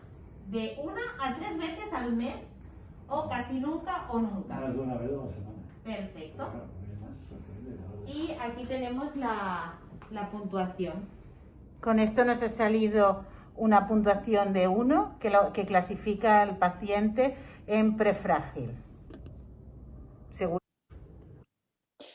Bien, después de esta demostración, nosotros venimos realizando desde el año 2016 un estudio prospectivo con una cohorte que llamamos Frailmar y son candidatos a trasplante renal y hemos medido la fragilidad en más de 450 pacientes. Lo que hemos encontrado en este primer reporte de resultados es que teniendo 2 o más criterios, el ejemplo anterior el señor tenía un criterio, encontramos un 20% de candidatos a trasplante y un 10% adicional que tienen 3 o más criterios, que es la definición clásica de Fried. La fragilidad es mucho más frecuente en mujeres y está asociada a bajo soporte familiar, que lo veíamos en el primer ejemplo, en nuestro primer caso, comorbilidades y dependencia. Y esta fragilidad influye en la supervivencia, impacta del paciente en lista de espera.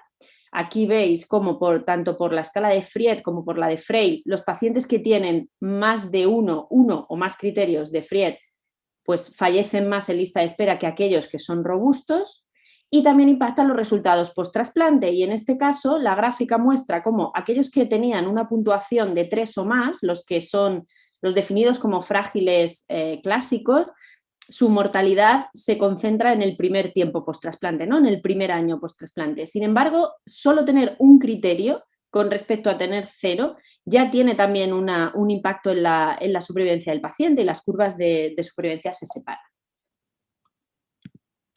Entonces, ¿qué hago con mis pacientes que son frágiles en lista de espera? ¿La mido y los excluyo? Pues no. Ya Mara McAdams de Marco publicó un estudio piloto sobre prehabilitación de candidatos a trasplante renal para revertir o mejorar la fragilidad.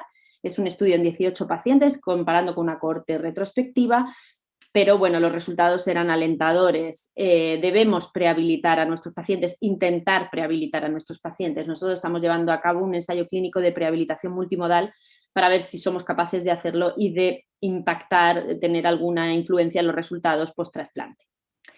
Finalizamos con otro caso, también cuestionando el beneficio del retrasplante, que es es la temática, ¿no?, de este curso pretrasplante. En este caso es una señora que tiene la misma edad que el señor anterior y viene en el mismo momento la consulta pretrasplante, y como veis, pues hay similitudes y diferencias con el primer paciente, ¿no? Ella vive con su marido y una hija, pero acude con ambos a la consulta, es independiente, también sale poco a la calle y camina con bastón. No tiene deterioro cognitivo, tiene una serie de patologías de la que destaca la obesidad y, se valora por los especialistas que consideramos oportunos. La paciente no pierde peso, pero se le explican los riesgos del trasplante a ella y a sus familiares, se presenta en comité de trasplante y se decide incluir a la paciente en lista de espera. También se pone un riñón ese mismo año, el primer paciente fue en mayo, ella fue en junio, y también tiene una pérdida del injerto, en este caso es una trombosis venosa y la paciente tiene una trasplantectomía inmediata. Además se detecta un tumor en un riñón propio, se tiene que hacer una nefrectomía que resulta ser un oncocitoma y hace un debut de fibrilación auricular. Total, que tarda más de un año en recuperarse de estos procesos, revalorarse, actualizarse pruebas, etcétera. Y como la situación funcional de la paciente era similar antes del primer trasplante, decidimos reincluirla en lista de espera, en este caso la paciente ya sensibilizada y con 79 años. Se trasplanta de un segundo injerto en febrero del 21 y desde ese momento ha tenido una consulta en urgencias y un ingreso por un problema quirúrgico que la ha dejado con una función renal subóptima pero suficiente para estar fuera de diálisis y manejar volumen. Tiene una creatinina de 2.3 en la última visita que copié aquí la nota, viene acompañada de su nieta, refiere que camina en casa sin bastón, al salir sí que lo utiliza, más animada. Es una señora que viene en una situación de vulnerabilidad la primera visita del trasplante y después de la pérdida del primer injerto pues consigue mantener esa situación funcional y pues no empeora su fragilidad y podemos volver a trasplantarla. Y aquí está ella, que tenía una puntuación por escala de Fried antes del primer trasplante de 2 puntos. Así que como conclusiones de la fragilidad en el paciente renal, globalmente el haber recibido un trasplante previo no he encontrado que sea un factor que condicione mayor fragilidad en las cohortes de pacientes en diálisis, pero evidentemente el trasplante renal es un evento estresante que puede empeorar la fragilidad del paciente y poner en riesgo su vuelta a lista de espera y su retrasplante, que debería ser nuestro objetivo. En la cohorte del Hospital del Mar hay más de un 70% de pacientes que tengan 1 o más criterios de Fried, y hay un 10% de pacientes que son realmente los frágiles graves que tienen 3 o más criterios de Fried, porque estos pacientes se trasplantan menos y tienen peor supervivencia en lista de espera. Y además el estado de prefragilidad, que es tan frecuente, ya tiene un impacto en los resultados post-trasplante en nuestra experiencia. Así que la fragilidad se erige como un factor de riesgo modificable, esperamos, en los resultados de pacientes en lista de espera y post-trasplante. Muchísimas gracias a Ana, nuestra enfermera, a mi compañera Dolo Redondo y a los 3 pacientes que han participado en esta charla. Y gracias a la SEM por invitarme.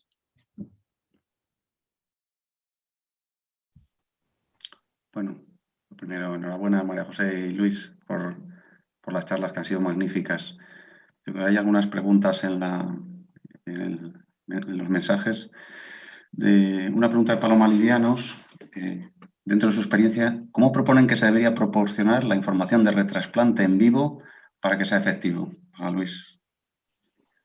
Bueno, yo como es un paciente que está siendo llevado por el nefrólogo de trasplante, es lo que he dicho en la charla, nosotros lo que hacemos es cuando el filtrado está alrededor de 15, le ponemos en lista de espera de donante cadáver, si quiere, y le hablamos de la posibilidad de donación de vivo.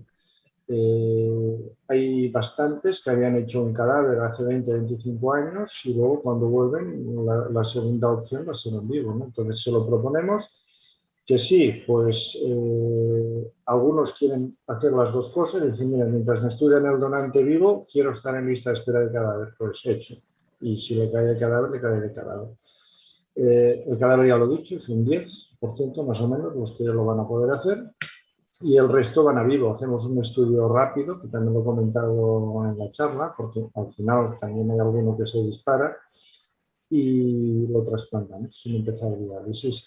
Yo pienso que la ERCA es más para casos de primeros trasplantes, que el ofrecer el vivo anticipado, y el nefrólogo de trasplante y tal. Claro, si a mí me dice con 15 que ya no quiere, entonces ya puedes hablar de si tu centro lo acaba siguiendo el de trasplante o lo acaba siguiendo el de ERCA, ¿no? Pero la propuesta yo pienso que es por parte del de trasplante. Sí, da la impresión de que el paciente trasplantado es más proclive o entiende mejor los beneficios del trasplante habitualmente, ¿no? O sea, que suele ser también una conversación porque se va a mantener en ese tramo, ¿no? O en ese tratamiento sustitutivo. ¿Más preguntas en este sentido? ¿Queréis hacer? Yo lo que me parece a veces un poco angustioso, Luis, no sé cómo lo vivís vosotros, es ese trasplantado que empieza a perder función, que lo preparas y que donante y receptor están preparados, pero la función se mantiene estable y ellos ya han dado el siguiente paso mental y crea una angustia, crea ansiedad, ¿no? En estas parejas que quieren hacerlo ya y les tienes que explicar, bueno, que tiene un trasplante que no funciona bien, que funciona mal, pero que todavía está estable y le permite autonomía y que evidentemente la incertidumbre frente a un nuevo proceso es que pueda ir todo muy bien o no. ¿Cómo manejáis este aspecto? A ver, te lo definiría por franjas, ¿no? De filtrado. Los que nosotros empezamos a hablar de donación de vivo anticipada cuando el filtrado ya está bajando entre 15 y 20, más o menos. Si mejora la función renal, que pasa alguna vez, y se te sitúa ya por encima de 20, pues lo paramos, no hacemos ninguno por encima de 20. Entre 10 y 15 los hacemos todos y me queda esta franja entre 15 y 20, que si el paciente entiende que podemos esperar un poquito más, pues espera. Y si el paciente insiste, mira, aunque tenga un filtrado de 17-18, yo quiero hacerme ya el retrasplante de vivo y pasar a tener un filtrado de 40-50 en vez de tener este filtrado de 17-18, lo hacemos. Ahora, la franja con la que no hacemos nunca es por encima de 20. ¿Alguien quiere opinar o comentar? De los que podéis. No. Bueno, sencillamente que a veces yo creo que tratamos un poco diferente al paciente que pierde un riñón desde el trasplante que el paciente que va a un primer trasplante desde la ERCA, ¿no? Que cada vez, bueno, pues estamos incluyéndolos quizá un poquito más tarde, asumiendo que el inicio del tratamiento renal sustitutivo tampoco debe guiarse claramente por el filtrado, sino por los síntomas o por la necesidad. Entonces, yo no sé si a veces trasplantarlos con 12 o 14 de filtrado, pues es durante una temporada colocarles dos riñones, ¿no? Uno que funciona poco y otro que funciona mejor. Hombre, eso es mejor, seguramente. Es mejor tener 60 de filtrado que tener 12. Pero también hay que valorar la oportunidad, la pareja, la situación, y yo creo que hay que individualizar mucho, establecer las franjas así.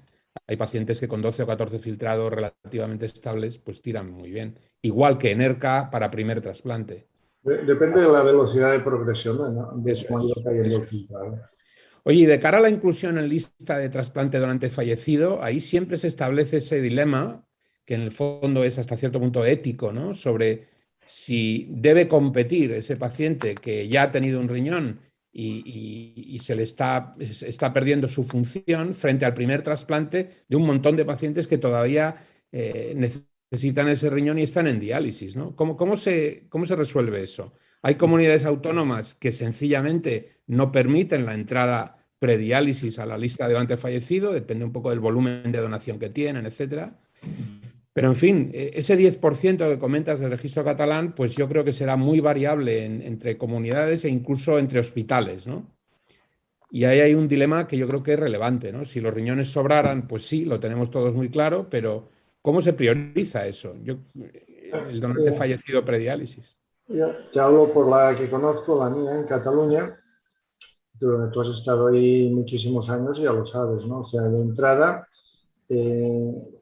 todo el mundo pasaba por diálisis para poder estar en lista de espera. Luego se estuvo diciendo pues, que quizá no era justo, ¿no? Hacer esto, que había pacientes que a lo mejor les salía un donante muy, muy compatible y que por qué no iban a poder acceder a lo mismo. Y desde hace unos años lo que se pidió es homogeneizar, que todos los centros de la misma comunidad hicieran lo mismo.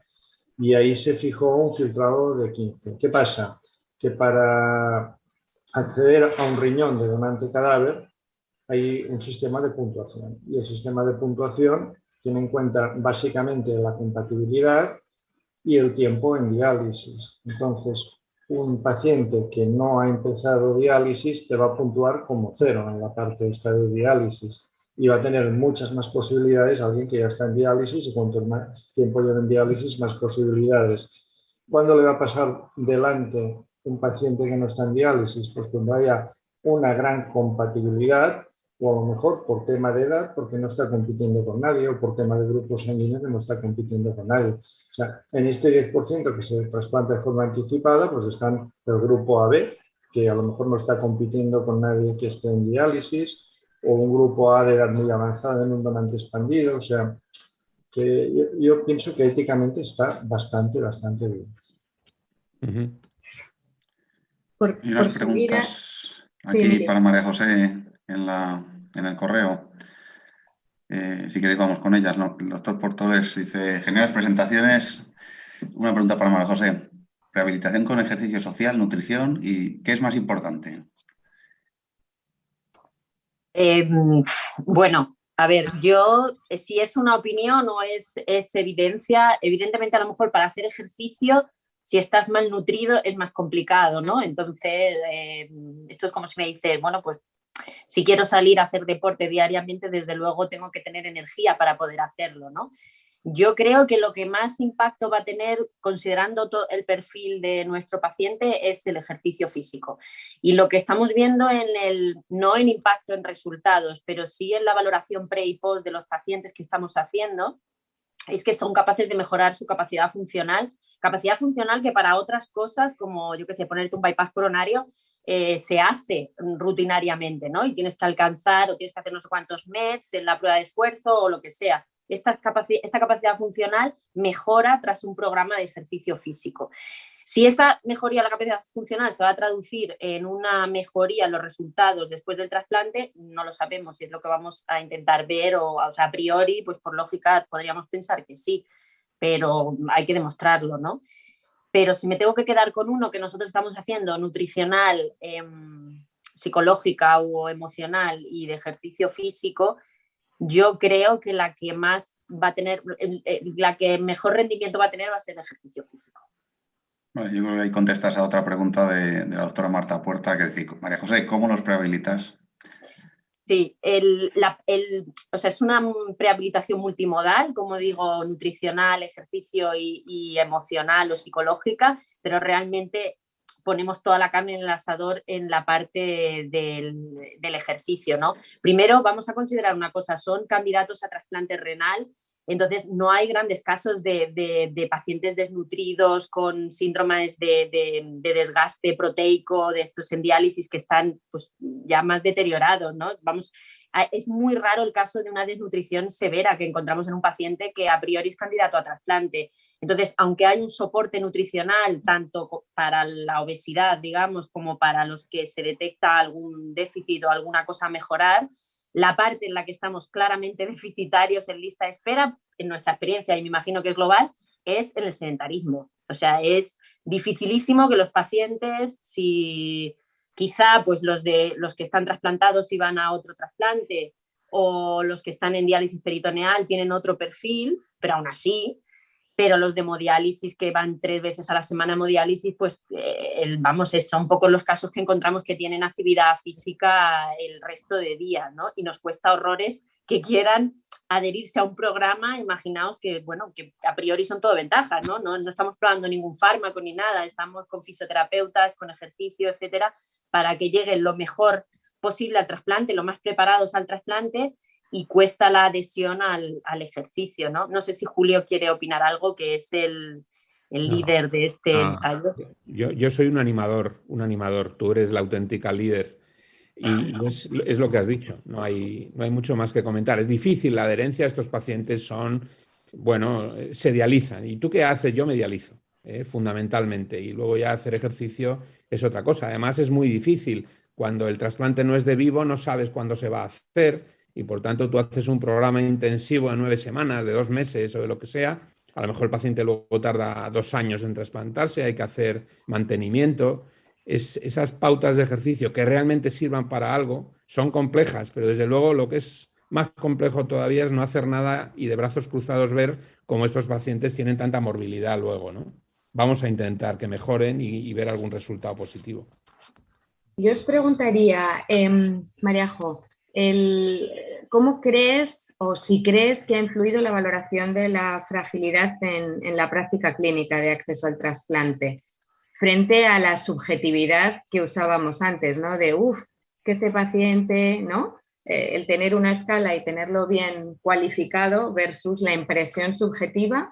Y no sé si ligamos ahí a Sandra y la liamos para saber si la fragilidad debería influir en el tipo de tratamiento sustitutivo cuando se pierde la función del riñón trasplantado. Bueno, yo evidentemente cuantificar las cosas y objetivarlas siempre va a ser mejor que impresiones subjetivas. Por eso os ponía un poco los ejemplos de lo que hacemos, que no es que esté mal, porque si decimos que un paciente sale a la compra o cuida de su mujer, o estamos hablando al final de capacidades funcionales, físicas y cognitivas, etcétera. ¿Es mejor pasar un mini mental que decir el paciente lee el periódico? Pues seguramente sí. O sea, es mejor hacer una valoración geriátrica integral que tiene no sé cuántos test y que, por ejemplo, para tratamientos oncológicos ahora se está haciendo. Para decidir si un paciente es candidato a quimioterapia se está haciendo una VGI en vez de un poco la impresión que tengamos al ver al paciente. Pues yo creo que sí. ¿Es factible? Pues en muchas ocasiones no lo es. Entonces, tener una herramienta sencilla que proporcione una información concreta, objetivable, cuantificable y con la que yo pueda informar al paciente, porque esta es otra parte muy importante, ¿no? Mire usted le ha salido esto, se considera por esta escala que es un paciente frágil y estamos viendo y se ha descrito que estos pacientes, o sea, si les decimos lo que dura el riñón, que un riñón se puede trombosar, que ¿por qué no les decimos usted con esta puntuación tiene más probabilidad de reingresar, no tolerar los fármacos inmunosupresores, tener peor pronóstico del injerto, de suyo propio? O sea, esto para mí es importantísimo, o sea, que sí tiene que ser una herramienta excluyente, que esa es la pregunta estrella, ¿no? Pues por eso ponía la diapo final. Yo creo que es una herramienta que nos motive a cambiarlo. Esto es como si decimos ahora vamos a decidir que el paciente que fume no se va a trasplantar. Bueno, pues a lo mejor lo que tenemos que hacer es que el paciente candidato a trasplante tiene que quitarse de fumar, ¿no? Son como 2 maneras de verlo, yo creo. En nuestra práctica ha influido a la hora de aportar argumentos en alguna decisión de un paciente muy complejo en comité de trasplante, etcétera, y hemos dicho, pasa esto, y además el paciente puntúa por Fried 4 puntos. Es que no le va a ir bien, ¿no? Algo así. Sandra, tu minuto final, ¿qué será? Mi minuto de gloria. Bueno, realmente claro que influye la fragilidad. Nosotros no la medimos como tal, no pasamos una escala, pero las técnicas de diálisis es fundamental. O sea, una hemodiálisis domiciliaria te la puede hacer un enfermo que tenga obviamente 0 grado de fragilidad y esté muy capacitado para dializarse del domicilio. La peritoneal es una cosa intermedia. A veces el enfermo no está 100% capacitado, pero tiene un cuidador fantástico y entonces nos apoyamos un poco en el cuidador. Intentamos que no dependa del cuidador, es decir, no queremos sacrificar, o sea, pensamos que una diálisis tiene que ser del enfermo autónomo, es decir, no puedes sacrificar al cuidador, porque al final, al principio, todos son buenas voluntades, pero cuando llegan 6 meses, 1 año en diálisis peritoneal, están cansados y al final hay que transferirlos a hemodiálisis. Entonces, sí que depende, claro que depende. Si el enfermo ya ves que viene del trasplante justo y que no va a poder hacerse la diálisis peritoneal o que se lo ve un mundo y tal, pues bueno, a veces no queda otra que ir a hemodiálisis, a un centro, hospital, donde sea. Pero de entrada, si el paciente parece independiente y no es demasiado frágil, pues se le anima a hacer una técnica domiciliaria, claro. Pues muchas gracias a todos. Emilio. Gracias a todos. Enhorabuena por todas las charlas que han sido magníficas y a todos los que están ahí en la audiencia que han hecho un montón de preguntas. Muchas gracias. Espero que haya sido Gracias a útil para vosotros. todos. Gracias. Gracias.